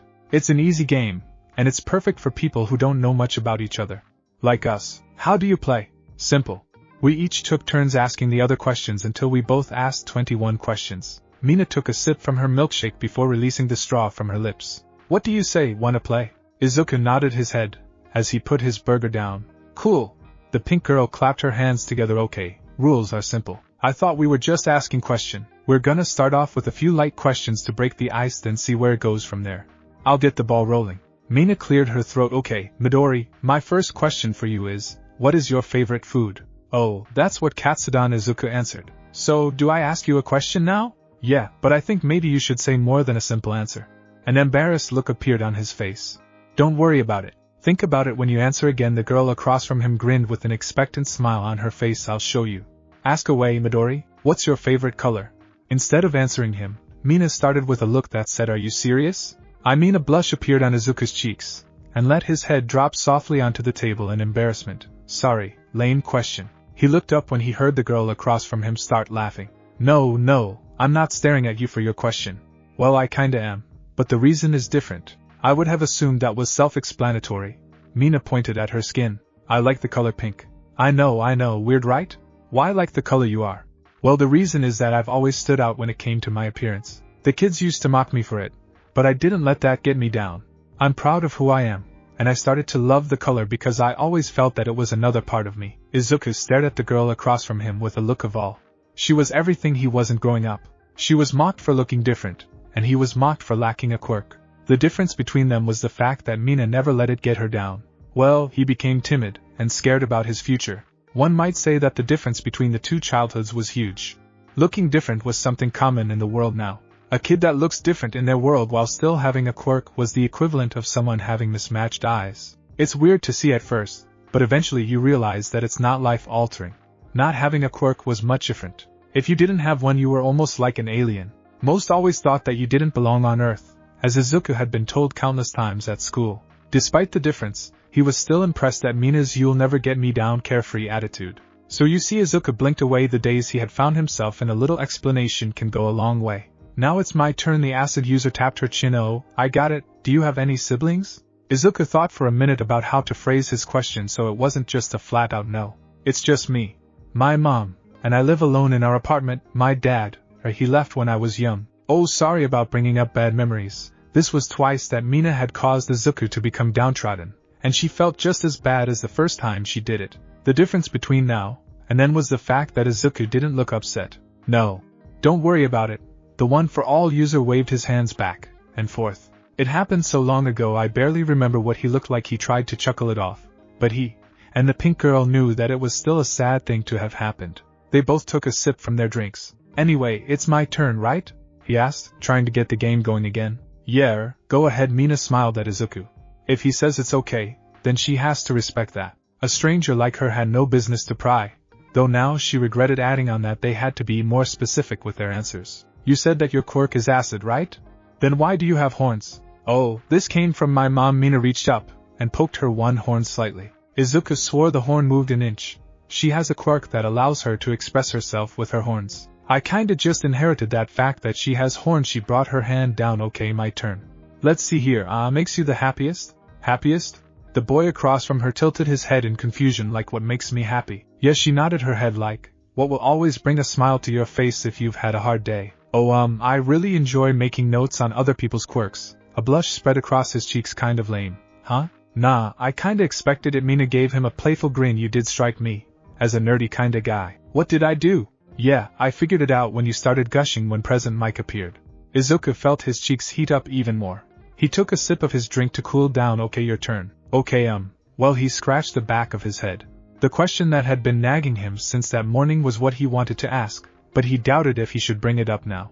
Hey, no pressure. The pink girl smirked. Unless you're thinking of something perverted. No. Izuku almost fell out of his seat at how fast he sat back. I wasn't. I swear. Don't worry, dude, I knew you weren't. You're too kind to want to ask that kind of question. Just to be safe though. Let's keep it PG, okay? Mina grinned, and put her cheek on her open palm with her elbow resting on the table. Why did you start talking to me this morning? He asked, looking down at the table in front of him. I'm not the most eye-catching person out there. That's actually why I started talking to you. He looked up at Mina, who grabbed one of her chips from everyone that was there. You looked the most normal. Just the fact that you looked plain caught my attention. Well, that, and you looked like a kid in a candy store looking at all the people around you. I'm gonna guess it was because you started thinking about their quirks, right? She gave a victory grin when the boy stared at her in shock, and hit that nail right on the head. Now it's my turn. It's been bugging me since I saw you use it. What type of quirk do you have? Izuku froze when she asked. Not that Mina noticed. She racked her brain for the questions that had been running through it since the boy destroyed the zero-pointer robot. I'm just curious. That's the first time I saw someone with that much power since All Might. Izuku flinched. But when you used it, it's like your body didn't agree with your quirk. She finally focused on Izuku, who was avoiding eye contact with her by looking out the window next to them. You okay? Is it too personal? You don't have to answer if you don't want to. No, the boy racked his brain about how he could answer that question. He did have a way to explain one for all without giving too much away. Because I was a late bloomer. I only got it a few months ago. I trained so it doesn't do too much damage to me. That was something. It kind of explained some of the questions Mina had, but at the same time it opened a whole new can of questions that just confused her some more. This is the first time that she's heard of someone who got their quirk so late in life, and a few months before a major exam. Talk about luck. Hold on. Your quirk already does so much damage to you when you use it. What would have happened if you used it without training your body? My body would have exploded. What? Mina stood up, making her chair skid back. Her sudden reaction had drawn the attention of everyone in the restaurant. When she noticed that everyone was staring at her, she blushed, and said sorry before sitting down again. After waiting for everyone to go back to their conversation, Mina spoke to Izuku again. Would you have exploded? What the hell kind of quirk is that? She spoke softer this time, but she wasn't any less shocked. Can we not talk about it? I was just as shocked when they told me Izuku had gone slightly pale when he remembered All Might told him about the consequences of accepting 1-4, without training his body. Mina wanted to push on with the questions, but seeing the uncomfortable look on Izuku's face, and his fidgeting, she relented. This wasn't an interrogation, it was meant to learn about each other, and hopefully become friends. Sorry Midori, as she bowed her head, I can't imagine what it must have been like to find out that your quirk would have such an effect on you. Don't worry about it. I just need to keep training my body to get used to it. He looked down at his hand with a smile, and made a fist. Can you keep it to yourself? I don't want to worry anyone else. Oh yeah, sure. The two sat in silence again. The game had taken a very deep turn. It answered some of the questions that the two had, but also opened a few for them, mostly for Mina. The more she learned about the boy across from her, the more questions appeared. Maybe that's enough for today, Mina said. Good thing they finished, cause their food was probably getting cold. Yeah, Izuku picked up his burger, and took a bite. After they finished their meals, the two teens walked away from the restaurant in silence. They both wanted to say something, but it seemed kind of difficult to figure out how to go back to the happy tone that they had. They were broken from their musings by Izuku's phone buzzing. The boy reached into his pants pocket, and pulled out the cellular device. My mom is asking where I am. I should get home before she starts putting up missing persons posters. He let out a small sigh. I doubt she'd do that. Mina raised a brow, as if asking the boy if he was joking. Seeing the deflated look he had made her mouth drop open in shock. No way your mom would do that if you're out too long? I just said I was going to the convenience store down the road one day. A villain had attacked a little down the road. I went to watch for a few minutes before I went home. When I got home, my mom had printed out so many missing persons posters, our whole living room was full of posters with my face on it. The boy felt his shoulders drop lower, as he let out a weak chuckle. The pink girl stared at him in shock for another few seconds before she busted out laughing. She gripped her sides at the image that came to mind. Izuku wanted to blush in embarrassment. He could feel it trying to take over, but the genuine infectious laughter coming from his companion made him start laughing. Oh my god! I think I'm gonna hurt my stomach. That was hilarious. Mina tried to catch her breath. The two kept on laughing for a few more seconds, drawing some curious looks from the people walking past them, not that they paid them any mind. Eventually they calmed down enough to catch their breath. They needed that. After the slightly gloomy feeling had settled in after the last question that Mina asked, the two didn't think that they would be able to bounce back, but they did, and they couldn't be happier about it. They walked to the train station, and continued to chat some more, now that they felt more relaxed. When they got to the station, they looked at the electronic board that would tell them which trains came, and went. What train are you on? Mina asked. I'm number 296. I'm 178. Seems like my train is about to arrive. The pink girl pointed to the number of her train on the electronic board. But we had some time to sit down on the chairs that were there for those who had to wait. She patted the seat next to her, signaling the boy to sit there. Izuku hesitantly sat down next to the girl, who had started kicking her legs back and forth in front of her. The station was mostly empty save for a few people here and there, so it wasn't too loud around them. Another calming silence fell over the two, as they listened to the sounds of people also waiting for their trains to arrive. Hey Midori, yeah? The boy turned to look at the girl next to him. Can I get your phone real quick? Izuku blinked. He didn't expect that, but he took it out regardless, and handed it to the girl next to him, after unlocking it on why? So I can do this. Mina grabbed her phone, and punched some numbers into his phone. After she finished typing on his phone, her phone made a buzzing sound. She then proceeded to type something in her phone. While all this happened, Izuku could only watch with a curious look. When she was done with his phone, Mina handed it back to him with a huge grin. Izuku hesitantly took hold of his cellular device, and looked to see what Mina had done. His eyes almost bulged out of its sockets. The girl had just added her number to his contact list, making her the only person his age to be in it. Now he had 3 contacts, his mom, All Might, which he was smart enough to name AM, and now Mina Ishido. She had put in the name Mina with the heart emoji, which made the boy blush crimson. I had a nice time today. He looked up at Mina, who held her phone up for him to see. In the sea of contacts he saw his name. No. It actually said Midori with the emoji that had nerdy glasses. I hope that we can do it again soon, she grinned. That's my ride. Mina got up, as her train pulled into the station. I'll send a text later. Okay. She gave the blushing boy a wink before walking over to the train. See you around, Midori, she called. Bye Ishido-san, he called back. Mina gave Izuku a wave before making her way over to an open seat, and sitting down just as the train pulled out of the station. Izuku had been waving, as the pink girl's train left the station. After it left, he felt his phone vibrate in his hand. Looking down, he saw that Mina had just sent him a text. It was one sentence that made the blushing boy smile. "Call me Mina, all my friends do. Hey Midori, are you free today?" That was the first message Izuku saw when he got home from his morning jog. Even though he might not have passed his exam, that didn't mean he should wallow in despair and neglect his training. After Mina had left, and Izuku made it home, where his frantic mother was asking him where he had been all day, he took some time to relax and try to mull over what had happened that day. From not passing the second exam to breaking his bones, to making a new friend, that day had definitely been one of his stranger days, excluding the day he met All Might and learned his secret. If the one-for-all inheritor was honest with himself, he would have probably been an empty husk of a person the minute he got home if Mina hadn't dragged him away and got his mind off of the exam. Not only that, but all the encouraging words from, not only her, but a bunch of other examinees he didn't even speak to, made him feel less depressed. Even if he didn't pass, he wouldn't let it get him down, he'd try again and again. He owed all this to the girl who tried to keep his spirits high. Mina had messaged him that night, after he finished his dinner, and was in the process of getting ready for bed. It had been a simple "Hey Midori," but that was all it took for the conversation to take off. One thing Izuku had to give to Mina was that she knew how to keep a conversation going. Izuku was horribly unable to keep a conversation up, and not mess up or overthink something. Mina took all that in stride, and kept talking. "Morning Ishido-san, yes, I don't have much going on for the rest of the day. Why?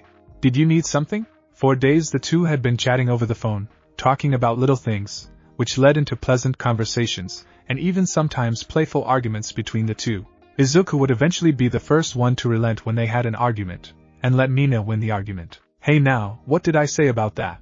I told you to call me Mina." The girl liked to use stickers to show her emotions. She especially liked to use the alien-looking stickers. At least she used a less graphic, cartoony version, so it wasn't surprising when she had sent one of the aliens with crossed arms after that message. Izuku had asked why she liked those stickers. She said that she enjoyed the aliens because they were similar to her, which of course thoroughly confused the boy. She explained that the xenomorphic aliens had acidic blood, and could spit out the same kind of liquid. How could she not be interested in something that was so similar to her quirk? Sorry, the girl had gotten Izuku to use stickers as well.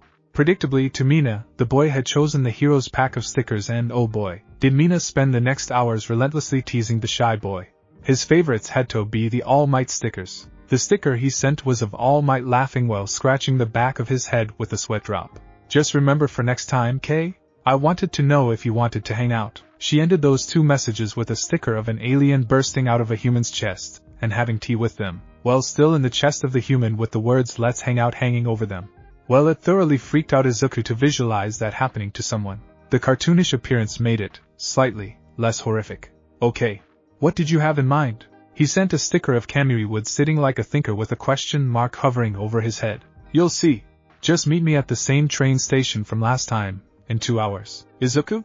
A plump woman with green hair, a pink top, and a blue dress walked to the entrance of the apartment where she and her son lived. This woman was Inko Midoriya, Izuku Midoriya's mother.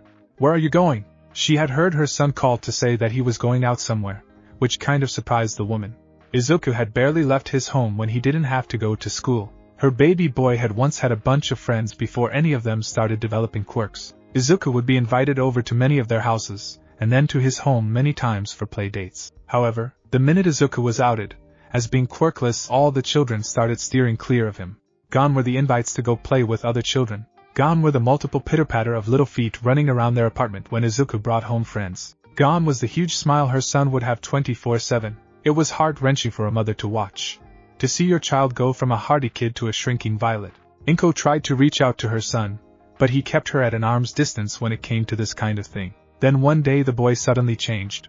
Well, not as energetic as he was. As a kid, Izuku suddenly had a fire raging in his eyes. When she asked what had happened, the boy wasted no time to tell her that something had awakened in him. He had a quirk, which baffled Inko. As far as she knew, Izuku would never have a quirk. The doctor had said so himself, even the x-rays proved his point. Yet her son walked in, and told her that he had a quirk. She wanted to take him to the doctor to confirm this, but Izuku begged her not to. The mother had already trod on her son's dreams once. She didn't want to do it again, so instead of doubting him, she trusted in what Izuku told her. If he said he had a quirk, she would believe him. It was the least she could do. Then Izuku went from a person who lacked muscle to a sturdy-built teenager. It both surprised and impressed his mother. After he came home from his entrance exam, Inko instantly asked him how it went. She assumed that the reason Izuku hadn't come home right away was because, and she felt horrible to have thought it, because he had failed, and was now feeling dejected. Like hell she would let that happen. Her baby boy had trained too hard to go back to being scared of his own shadow. Inko was half right. Yes, Izuku had failed, but he wasn't as depressed as she thought he would be feeling. If anything, he had a determined look on his face. When she prodded him about what happened, he told her that he failed, which almost made the woman burst into tears. But when her son told her about how he saved the lives of 2 applicants at the cost of his own ability to pass, she wanted to burst into tears again. Except this time she wanted to cry tears of joy. When Izuku went on to tell her that he had gone to MG Ronald's with one of the girls he saved, Inko let the tears fall like a dam had burst behind her eyes. Her baby boy had a friend. After so long, he was getting the things he was deprived of, as a child. 4 days after the test, her boy would be seen texting on his phone with a smile on his face. Just the sight made Inko want to cry every time she saw it. If she ever met Mina Ishido, she would hug her, and profusely thank her from the bottom of her heart. Mina wants to hang out, Izuku said, as he tied the laces of his red boots, that I'm going to meet her at the train station. I don't know how long I'll be gone, but I'll message you when I'm coming home. He stood up, and turned around to say bye to his mother, but sweat dropped when he saw the tears streaming down her cheeks. Oh my baby boy! The plump woman leapt forward, and gripped Izuku in a tight hug. Mom can't breathe, Izuku gasped out, as he patted the woman's back, who let him go. Have fun, and don't stay out too late, okay? A big smile was present on the woman's face. Tell Ishido-chan that I said hello. Yeah, Izuku scratched the back of his head. His mother had been adamant that he bring his new friend over at some point in time. He agreed that one day it would be nice to have the girl over, but he doubted it would be anytime soon though. Izuku was kind of nervous about what he and Mina would be doing today. He checked that he had all he needed. Patting his pants pockets, the boy felt both his phone and his wallet in either, and sighed in relief. He didn't want to have forgotten anything, and had to go back home just to come back again. Izuku's attire for the day was a white top with a green jacket over it. He wore black pants, and his trademark red boots. Standing in the train station, where he and Mina had parted ways a few days ago, the green-haired boy started playing a game on his phone. The game, obviously, was an All Might-themed game.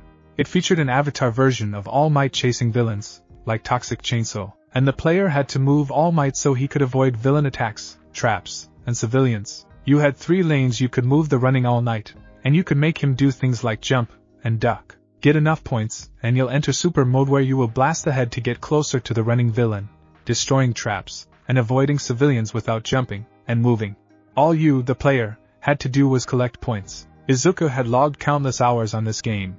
Luckily he didn't believe in pay to play, so he was content to wait for the energy to refill every few hours. You know, I still think that game is ripping off someone else's game design. A voice spoke up behind Izuku, who had been too entranced in his game to notice them sneak up on him. He let out a yelp, and almost dropped his phone. He spun around to see who had decided to give his heart a jump start early in the morning. Mina was doubled over laughing at Izuku's reaction.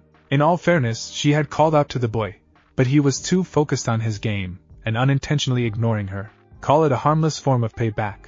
Ishido-san. Izuku clutched his heart. It didn't scare me, that he breathed out in relief when he saw the pink girl. Sorry, giggle. Sorry. Mina stood up again. Her outfit that day was black jeans, a white top that had the wording ACI printed on it in pink, a gray baseball jacket, and pink sneakers. And what did I tell you about calling me Ishido-san?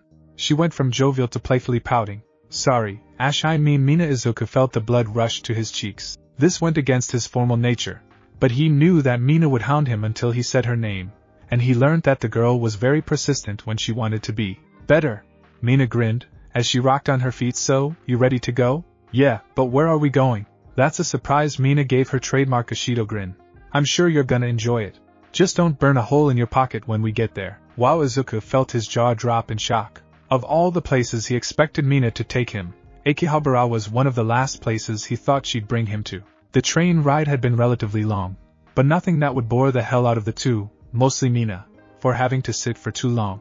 All the tall and colorful buildings with large billboards, and the swarm of people walking about, was truly a sight to behold. You'd think that otaku nature would have died out the minute quirks became an established thing. Every otaku would be living their dreams of being extraordinary. However, when everyone starts getting abilities, then even that starts to become too common for people. That's where anime, games, manga, comics, and many other things came into play for those that seek to escape reality. so Akihabara had more or less stayed the same with the exception of some stores selling products of famous heroes, All Might being one of the most prominent figures in hero society to have merchandise of him sold. Izuku had heard of Akihabara, but had never actually set foot in the place. Most of his All Might merchandise he had ordered online, and got them delivered to his home, so this was a surreal experience for him, like he was dreaming. Yep, I knew you'd enjoy it. Izuku looked over to Mina, who was giving him a grin. Well? Am I good or what?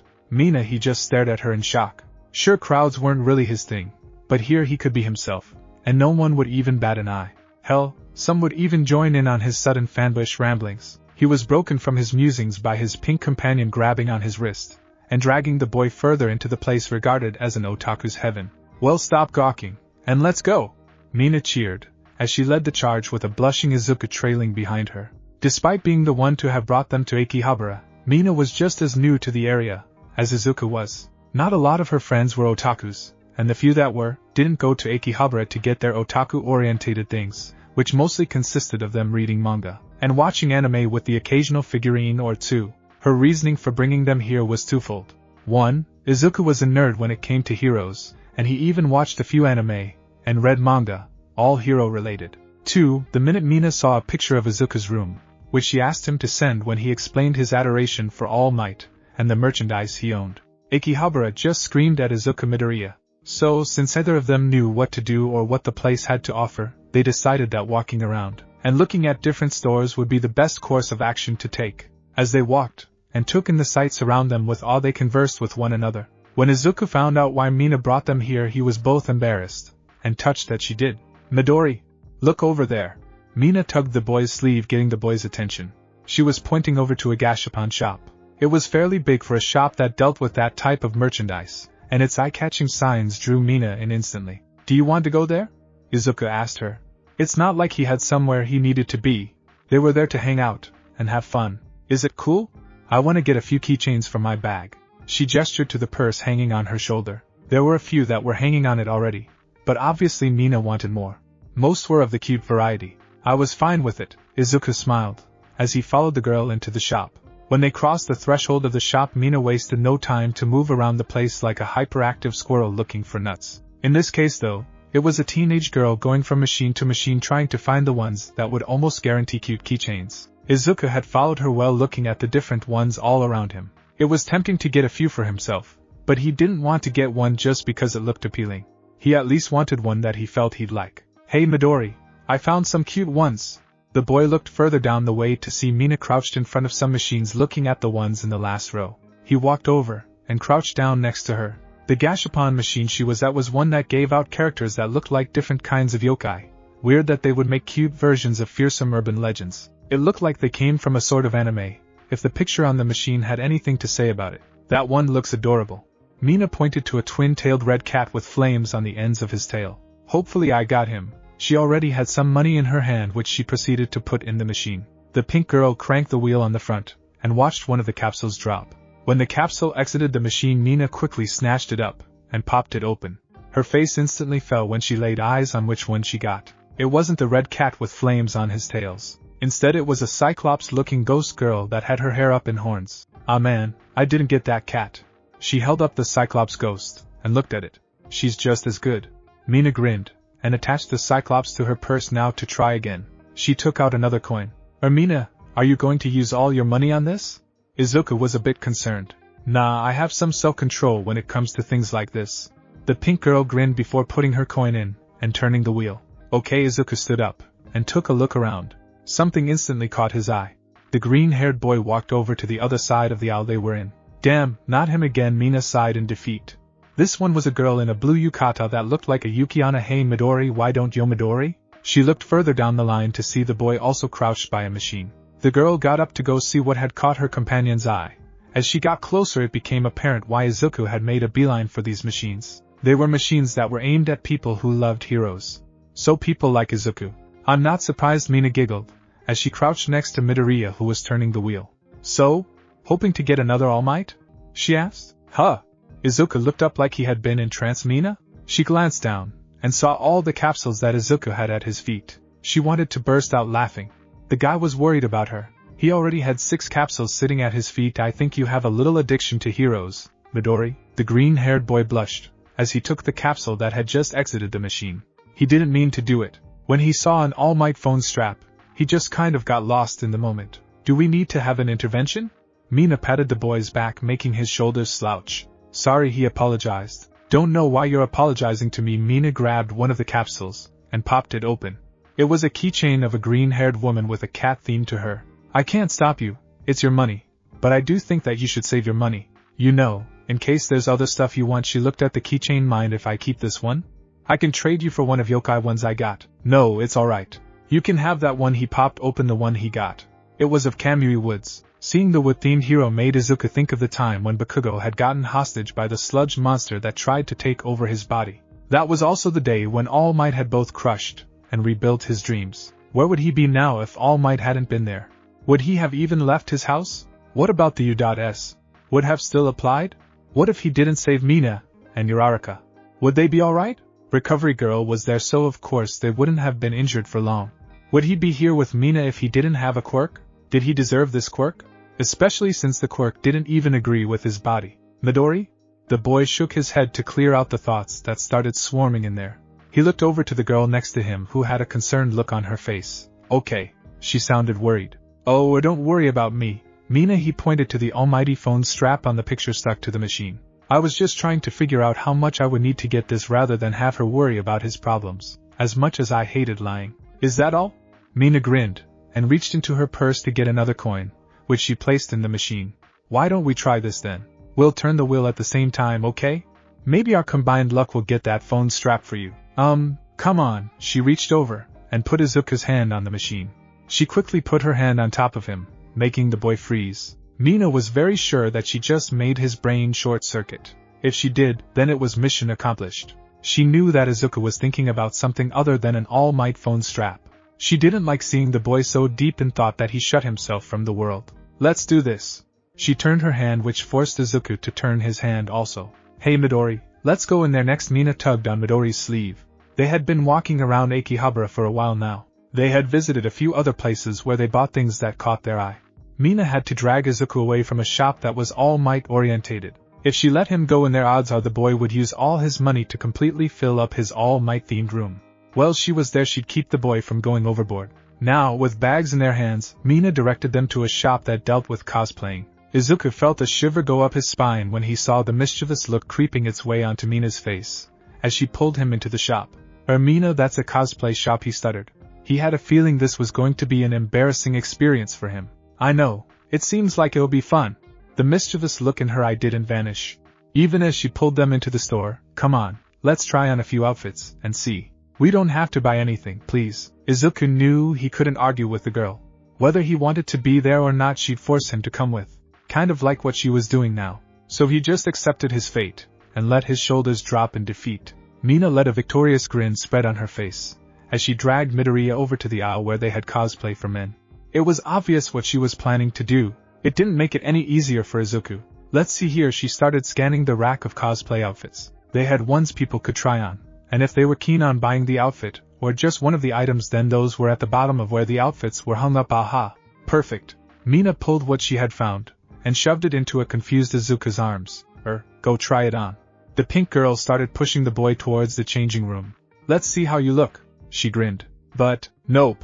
No buts. She pushed the boy in the small changing room, and closed the curtain. Call when you're done, and let's see. After the curtain was closed, Mina started pursuing the outfits that were close to the changing rooms. Luckily they were by the female outfits, so she could find something that she can try on. No sense of her coming in, and not trying on something, as well. Some of the outfits they had were from things that Mina knew, so she took mental note of which ones she wanted to try on when Izuku was done. I'm done.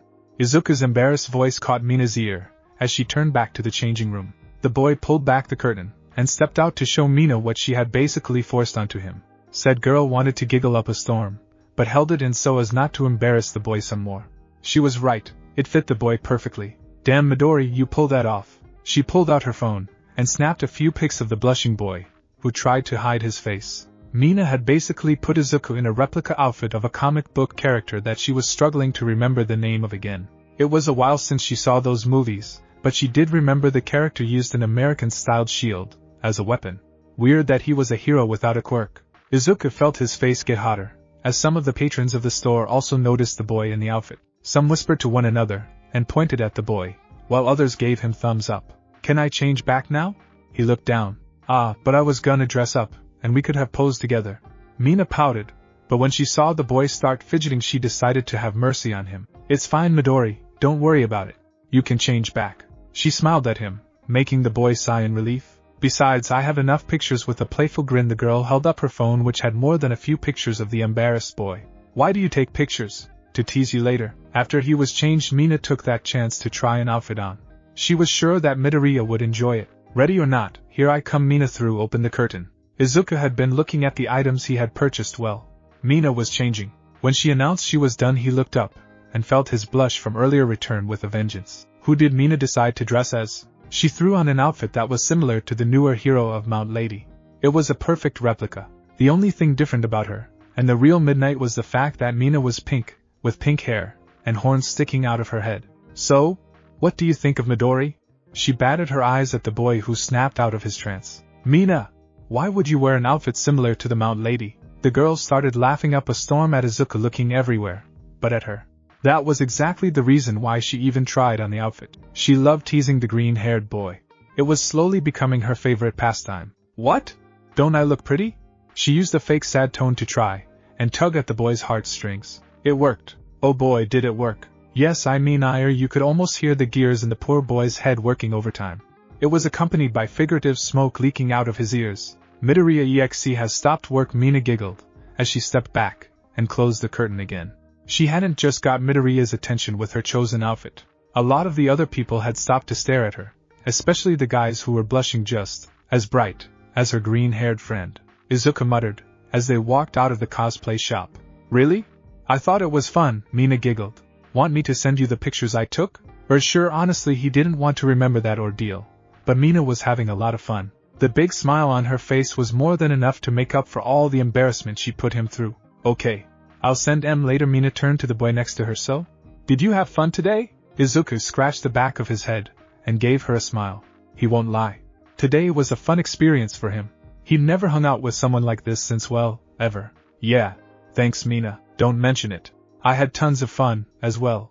The girl turned on her heel. Now, let's get home. I'm kinda tired from all the walking, and all the laughing. She looked over to her companion, who blushed. As they walked towards the train station a comfortable silence fell upon them. They had fun. No doubt about it. Izuku rarely left his house, and this was Mina's first time in Akihabara. They also got to know a bit more about the other person, not just by talking, but by also noticing what attracted their eye, as they went from store to store. Oh, hold on for a second, can you wait here? Not even waiting for an answer. Izuku dashed off to a store that they were passing. Mina wanted to follow, but the boy wanted her to stay put, so she'd do that. She pulled out her phone, and scrolled through the pictures that she had taken, as they spent today together. She got to the one she took, as they were trying on outfits. She had tried on a few more outfits, and at some point she had gotten Izuku to reluctantly take some selfies with her. The acid user smiled at the pictures. This trip had been more than just wanting to hang out with Izuku. Tomorrow they will get their results back. She wanted Izuku to have some fun before A crushed his spirits. I'm back. Izuku jogged back over to the pink girl, who put her phone away to give her attention to the boy. Hey, what did you get? She looked down at the brown bag in his hands. It's nothing perverted, is it? She wiggled her eyebrows. No. Izuku shook his head so fast you'd think he'd get whiplash. Actually, this is for you. He held out the bag towards Mina, who blinked in surprise. Me? She took the bag from the boy, and peeked inside. She felt her eyes widen at what was in the bag. She reached in, and withdrew the item Izuku had just bought for her. It was an alien phone strap. To any other girl it would have freaked them the hell out to get, as a gift. To Mina, it was such a thoughtful gesture. It meant that Izuku not only remembered her love of the xenomorphic creatures, but that he didn't find it strange. Thanks Mina. She looked up to see a genuine smile on Izuku's face. I know that you planned this outing to get my mind off of the results that come out tomorrow. You're the first person besides my mom to try and do something like this for me. You're very thoughtful. Some tears were threatening to fall from his eyes, so though Izuku felt the girl grab him in a tight hug. Izuku spoke into his shoulder, as she hugged him. No matter what happens tomorrow, you'll still be my friend. She smiled when she felt some tears fall onto her shoulder, and Izuku wrapping his arms around her. Thank you Mina, this was it. The results had finally arrived. To say Izuku was nervous would be a massive understatement. He almost dehydrated himself with how much he had been sweating. Seriously, the only time his body has shed so much water was when his overactive tear ducts decided to have its daily expulsion of tears. On the other hand, his mother had also almost been a victim of dehydration, only she had been crying non-stop. Such an action actually made Izuku very concerned. He cried a lot, sure, but his mom cried more than him, and that's saying something. If he was honest with himself, he'd probably also be close to tears or staring at the envelope with dead eyes, similar to a fish's eyes. The only reason he was keeping his cool was because of his new, only, friend. After they parted ways at the station, Mina had wished him good luck, and once again said that whatever his results were, she'd still be his friend. She neither said it was going to be good or bad. How could she? She herself didn't know what the results would be. Though both had an inkling of the answer the little piece of folded paper would be telling him. With that thought in mind, Izuku grabbed his envelope with shaky hands. This was it. This was when his dreams got crushed again. He gritted his teeth, and grabbed the top of the sealed note before ripping it open. Instead of seeing a letter on its own, there was a circular device that was inside, as well. Izuku's face scratched up in confusion. He knew that U.A was one of the best hero schools in Japan, so seeing them go above and beyond for something as trivial as an acceptance/denial letter shouldn't come as that much of a surprise. He curiously reached into the envelope for it. The minute he withdrew the device from its confines did it start lighting up. Reflexively, the boy dropped the device onto his desk. The minute it hit the desk, a projection started playing. I am here. That voice, the voice that soothed the hearts of all those who heard it. That same voice struck fear into criminals of all kinds. As a projection, Izuku wanted to face fault at the line his idol/trainer used. Instead of that, he focused on what the number one hero in Japan had to say, and why he was the one to deliver the news to applicants. First off, I wanted to say that I'm sorry for not contacting you sooner. I was up to my neck in paperwork, and look how big I am. That's saying something. But anyway, I should explain why I'm here, yes? Well, that's simple. I came to this town to work at UA. I shall be a part of the teaching force to help students grow into the fine heroes that they are meant to be. A hand entered the shot while someone spoke to All Might off-screen. HM? Wrap it up. But there is something that I must talk to him about. I have to do how much? All Might's shoulders drooped, but he quickly stood up straight, and cleared his throat. Right, well, even though you passed the written exam, you got 0 villain points in the practical exam. That of course means that you didn't pass the exams. Some tears wanted to leak from Izuku's eyes. He knew that he failed, but honestly, did it have to be his idol that had to be the one to break the news to him? As if Izuku didn't already feel bad, they had to kick him. Well, he's down. If that was all there was to it. That is, the boy looked up again. Direct your eyes to the screen over here, if you would. All Might held out his hand, which held a remote, to a television that was off to the side. The burly man pressed the button on the screen that turned the screen on. The minute it went on, Izuku was treated to the sight of Uraraka walking up to present Mike. Uraraka-san? Excuse me? Present Mike. She came straight to present Mike after leaving the nurse's office. Apparently she came to negotiate. Negotiate what exactly? Well, let us see what happens. Do you know the person with curly hair? The one with freckles on his face? He's also, kind of plain looking. She's talking about me. Izuku blinked. Well, that was obvious after the second physical appearance Uraraka used to describe him. The only other person with curly hair like him was Mina. Is it possible for me to share some of my points with him? Izuku's eyes widened. Could someone even do that? He was saying that he only needed one more point. I thought that maybe he only had 0 points and well, he had such a powerful quirk. And I don't know why he didn't use it to get any points, but he sacrificed it all to save me and Ishido. He tried his best, and I feel like I need to make it up to him, so please can you give him some of my points? Video. Uraraka closed her eyes. Izuku stood up and stared at the screen in shock. She was willing to give him her points. You'll never be able to hang with the best of the best. So don't even try. There was no reason for you to run in there. That was reckless. You're useless. You'll never make it to the U.A. All the horrible things that were said to him came rushing back. Students, teachers, parents, and even heroes, they all looked down on him. No one had believed in him. You have a quirk, now you have power. However, it's your actions that inspire others. Of everyone there, you were the one who was the most heroic. He remembered the words Mina said to him in the nurse's office. She believed in him. She said that he was a hero. Now Uraraka was saying the same, as well. Should he date? Should he dare to hope? And that is why I am here. You see, my boy, the practical exams aren't scored on combat prowess alone. No, sir. There's a hidden part to these exams. Thanks for showing up with your request, young lady. Present Mike spoke now. He reached forward and put a hand on Uraraka's head, as he continued talking. But trust me, he's going to find without you giving him your points. How could the U.S turn away someone who was so heroic? What type of school would we be then? You saved strangers, people you barely knew, at the cost of your chance to pass, and even your limbs. If U.A can't see that, then they shouldn't be known as the #1 hero school. Again Mina's voice popped into his head. You'd swear she had the ability to see into the future. So we had an extra hidden portion for our contestants. Rescue points. A panel of judges graded everyone on not just their ability to take down villains, but to also show the true reason to be called a hero. So for you, Izuku Midoriya. Izuku's eyes widened when he saw his score on the scoreboard that appeared. 60 rescue points. Ochako Uraraka 52 rescue points. There's one more person who embodied these traits. The board panned up to Mina's score. Mina Ashido 55 rescue points. Wait a moment, then she and... That's right my boy!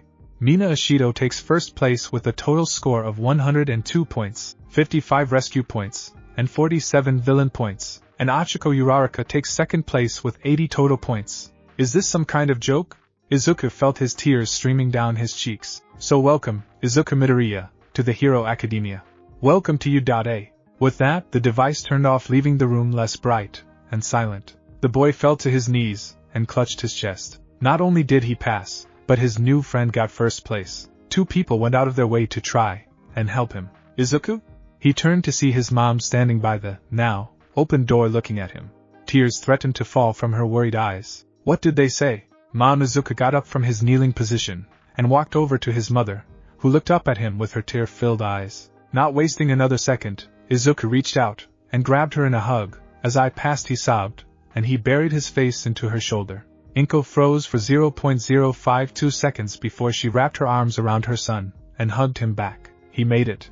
He would finally be able to fulfill his dream. He could finally be the hero he always wanted to be. I am here. I am here.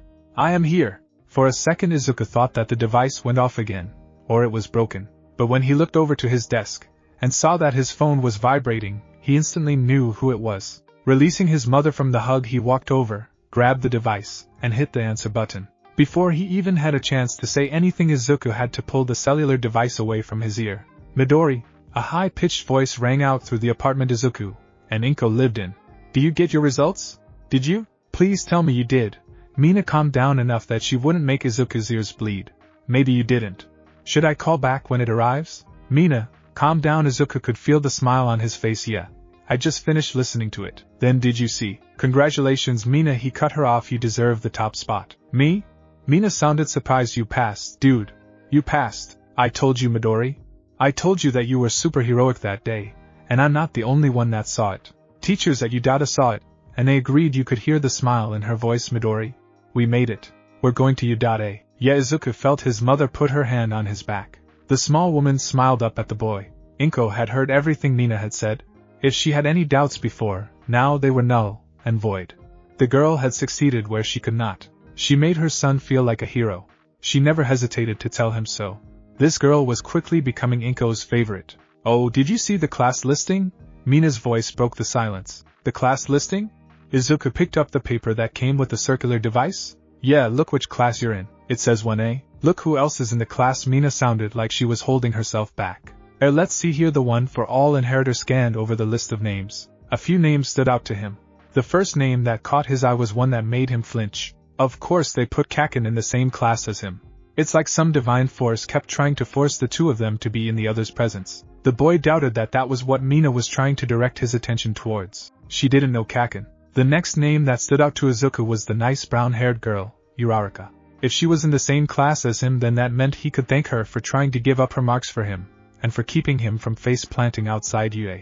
The last name that he saw made him blink. We're in the same class, he said. We're in the same class, Midori. Mina cheered on her end. This gonna be so fun. Yeah, thanks Mina. Izuku smiled, as he put the paper down. For everything I just. Now don't go getting all sappy on me, Midori. Mina laughed. Sorry. A silence fell over the two. Izuku didn't know if Mina was done speaking, and he didn't want to end the call if she still had something else to say. Midori. Mina sounded uncharacteristically solemn. Sorry. Huh? What for? That was weird. He didn't remember Mina doing anything wrong to him. When All Might showed Uraraka trying to give you her points, I thought I should have tried that instead of dragging you around. Don't get me wrong, I enjoyed our little after-test snack, and our outing to Akihabara. It's just I feel like I may have just accepted that you failed. I got mad at everyone for writing you off during the test, but I feel like I kind of did the same afterwards. The point is I'm sorry, Midori. Izuku was stunned. Mina was apologizing to him for not trying hard enough for him when she didn't have to in the first place. No one else, besides Uraraka, gave a damn if he passed or failed. She tried her best to keep his spirits up when he was feeling down, and she wanted to try harder? Mina, he tried to say something, but the girl cut him off. I understand if you think I'm a horrible person, and you don't want to associate with me any. Mina! The girl was stunned into silence at the shout. This was the first time Izuku raised his voice. Like, I don't blame you for anything. In fact, I'm happy that you tried to keep my spirits up. Neither of us knew if you could even share your point, and well, I'm grateful for Uraraka-san for trying to share her points with me. I don't think she or you had to go that far for me. I did what I thought was right at the time. I don't regret it. I told you this. Don't blame yourself for thinking like that. We both thought it was inevitable for me to fail. So don't blame yourself, okay, Mina? You really are something else. You know that, Midori? She let out a small relieved laugh. What? Don't worry about it. Izuku was confused as to what she was talking about, but Mina didn't seem like she was going to elaborate, so he let it go. Besides, he wasn't one to pressure someone into doing something. We can't chat tomorrow, K. Midori. Sleep well, and don't have any dirty dreams of me in the Udata uniform, okay? The boy's face lit up brighter than a Christmas tree bulb. Mina! The girl gave a jovial laugh. See you, Midori. She ended the call before the boy could get another word in. All Might. The skinny man that stood on the beach coughed up some blood when he heard someone calling that name. He was Toshinori Yagi, or more commonly known as All Might, the #1 hero of Japan. Once upon a time he had been someone who could do anything 24/7, but recently he had been reduced to only being able to use his full strength for 1 hour a day. Even then, it's more than enough for the #1 hero of Japan to take down a lot of villains and rescue those in trouble. So at least he wasn't completely out. Toshinori is viewed as the most untouchable and undefeatable hero of not just Japan, but most of the world. No one could ever figure out what his quirk was, and that was understandable if you were in the know. You see, Toshinori's quirk was one that defied all logic in the world of quirks, heroes, and villains. He had the one quirk in the world that people would both scratch their heads and want to get their hands on. Yes, the symbol of peace's quirk was one that could be transferred to another, and he had been the 8th holder of One for All. Now that torch has been passed down to someone else. All Might? Where? I want his autograph. Damn it, kid. You're gonna blow my cover. The skinny man hissed at the boy currently jogging towards him. Say you were joking. Oh. I must have been mistaken. Silly me. Was Izuku Midoriya? Ah man. Toshinori breathed out a sigh of relief. The man was very proud of Izuku. The young boy had come a long way. He had gone from a skinny fanboy with a big heart and no quirk to a muscular fanboy who still had a big heart, but this time he had a powerful quirk to back it up. He was the 9th holder to the incredible quirk known as One for All. Sorry about that. Izuku scratched the back of his head in embarrassment. Geez, kid. Toshinori wiped the blood off his chin as he shook his head. However, he had to smile when he thought about the kid's tenacity. Izuku knew that he had to work harder than anyone else, and he dedicated his all to being able to wield One for All. Although his body still wasn't able to completely control the full power of One for All, he was getting there. Well, kid, you did it. The blonde man held up his hand. Izuku reached up and high-fived him. You really impressed those judges. Izuku blushed at the praise. It was especially meaningful when he was getting that kind of praise from his idol. Thanks, but I still can't control One for All. He looked down. I ended up with broken limbs. Oh, that. Yeah, that was inevitable. Toshinori scratched the back of his head. You wait, you knew? Izuku shouted in disbelief. Seriously, some forewarning would have been appreciated. Well, I mean, it was going to happen. We were in a time crunch, so that meant that your body couldn't undergo the full extent of training, but hey, at least you didn't explode, right? The blonde man laughed nervously, as his protege stared at him in disbelief. But come on. You did great. You showed that huge villain what for, and I hear that those 2 young ladies went with you to the nurse's office. He wiggled his eyebrows suggestively. WH, what are you talking about? Izuku turned his head to hide his blush, but Toshinori saw, and it made the man laugh so hard he coughed up blood. Come on, Midoriya. If you're gonna be the next symbol of peace, you have to get used to ladies showing their gratitude. It comes with the territory. Toshinori reached forward and patted the embarrassed teen on the shoulder while simultaneously giving a thumbs up. You're on your way to being a lady killer. Please stop, Izuku groaned, as he put his hands on his face. Not in your life, my boy. Toshinori laughed, as he looked to the sky. Still embarrassed, Izuku couldn't help but feel happy. He made his idol/mentor proud, sans the whole teasing him about Uraraka and Mina. He was well on his way to proving that All Might didn't misplace his trust in him. Though, that thought did bring up something that had been bugging Izuku for a while. All Might? He made sure that only they could hear, lest they draw more attention to themselves. I just wanted to know why you decided to teach at U.A. Tashinori rubbed his chin and thought, well, I came here to look for a successor for One for All, and the principal at U.A. wanted me to give this student body a chance. I was running out of options, so I thought it's better than nothing. He shrugged his shoulders. Izuku looked down. Yeah, of course, it wasn't like All Might was there specifically to give him One for All. It was pure coincidence that the two ran into one another, and he saw Izuku seemingly sacrifice himself that day. For all Izuku knew, One for All was destined for someone else. Tashinori had noticed Izuku's shoulders slumped slightly. It wasn't hard to figure out that the boy was depressed about something, though the blonde man was unsure of what had gotten his apprentice down. Maybe he should change topics, so Tashinori scratched the back of his head awkwardly. Recovery girl said that she saw you, and that pink girl, young Ishido I think it was, leaving the school grounds together. Anything going on there? Oh. Izuku snapped out of his funk to blush slightly. No, it's nothing like that between Mina and I. He chuckled. Yet you're already calling her by her first name? Tashinori gave a playful smirk. Sounds like something fishy to me. No. Izuku waved his hands back and forth rapidly. We're just friends. I swear. Tashinori put a hand on Izuku's shoulder. Don't worry my boy, you'll win her heart, I guarantee it. When you look this good you'll make all the ladies weak in the knees. The skinny man puffed into his buffer heroic form, as he let out a boisterous laugh. It is All Might. The blonde man flinched at his mistake. Great, his attempt at visual comedy backfired just like that. Now people were staring and gapping. Now we run. Tashinori started running down the beach. Huh. Wait. Izuku quickly ran till he was running alongside All Might. I still have some things I need to ask you. Less talking, more running. All Might pointed over his shoulder, making Izuku look at what he was pointing to, and he almost stumbled in surprise. Where there was almost an empty beach, now there were a bunch of people running after the two. Trust me, you do not want to be caught up in that. Thanks for watching my video, and make sure to check out the author of this fanfic. Link is in the description. See you next time. Till then, sayonara.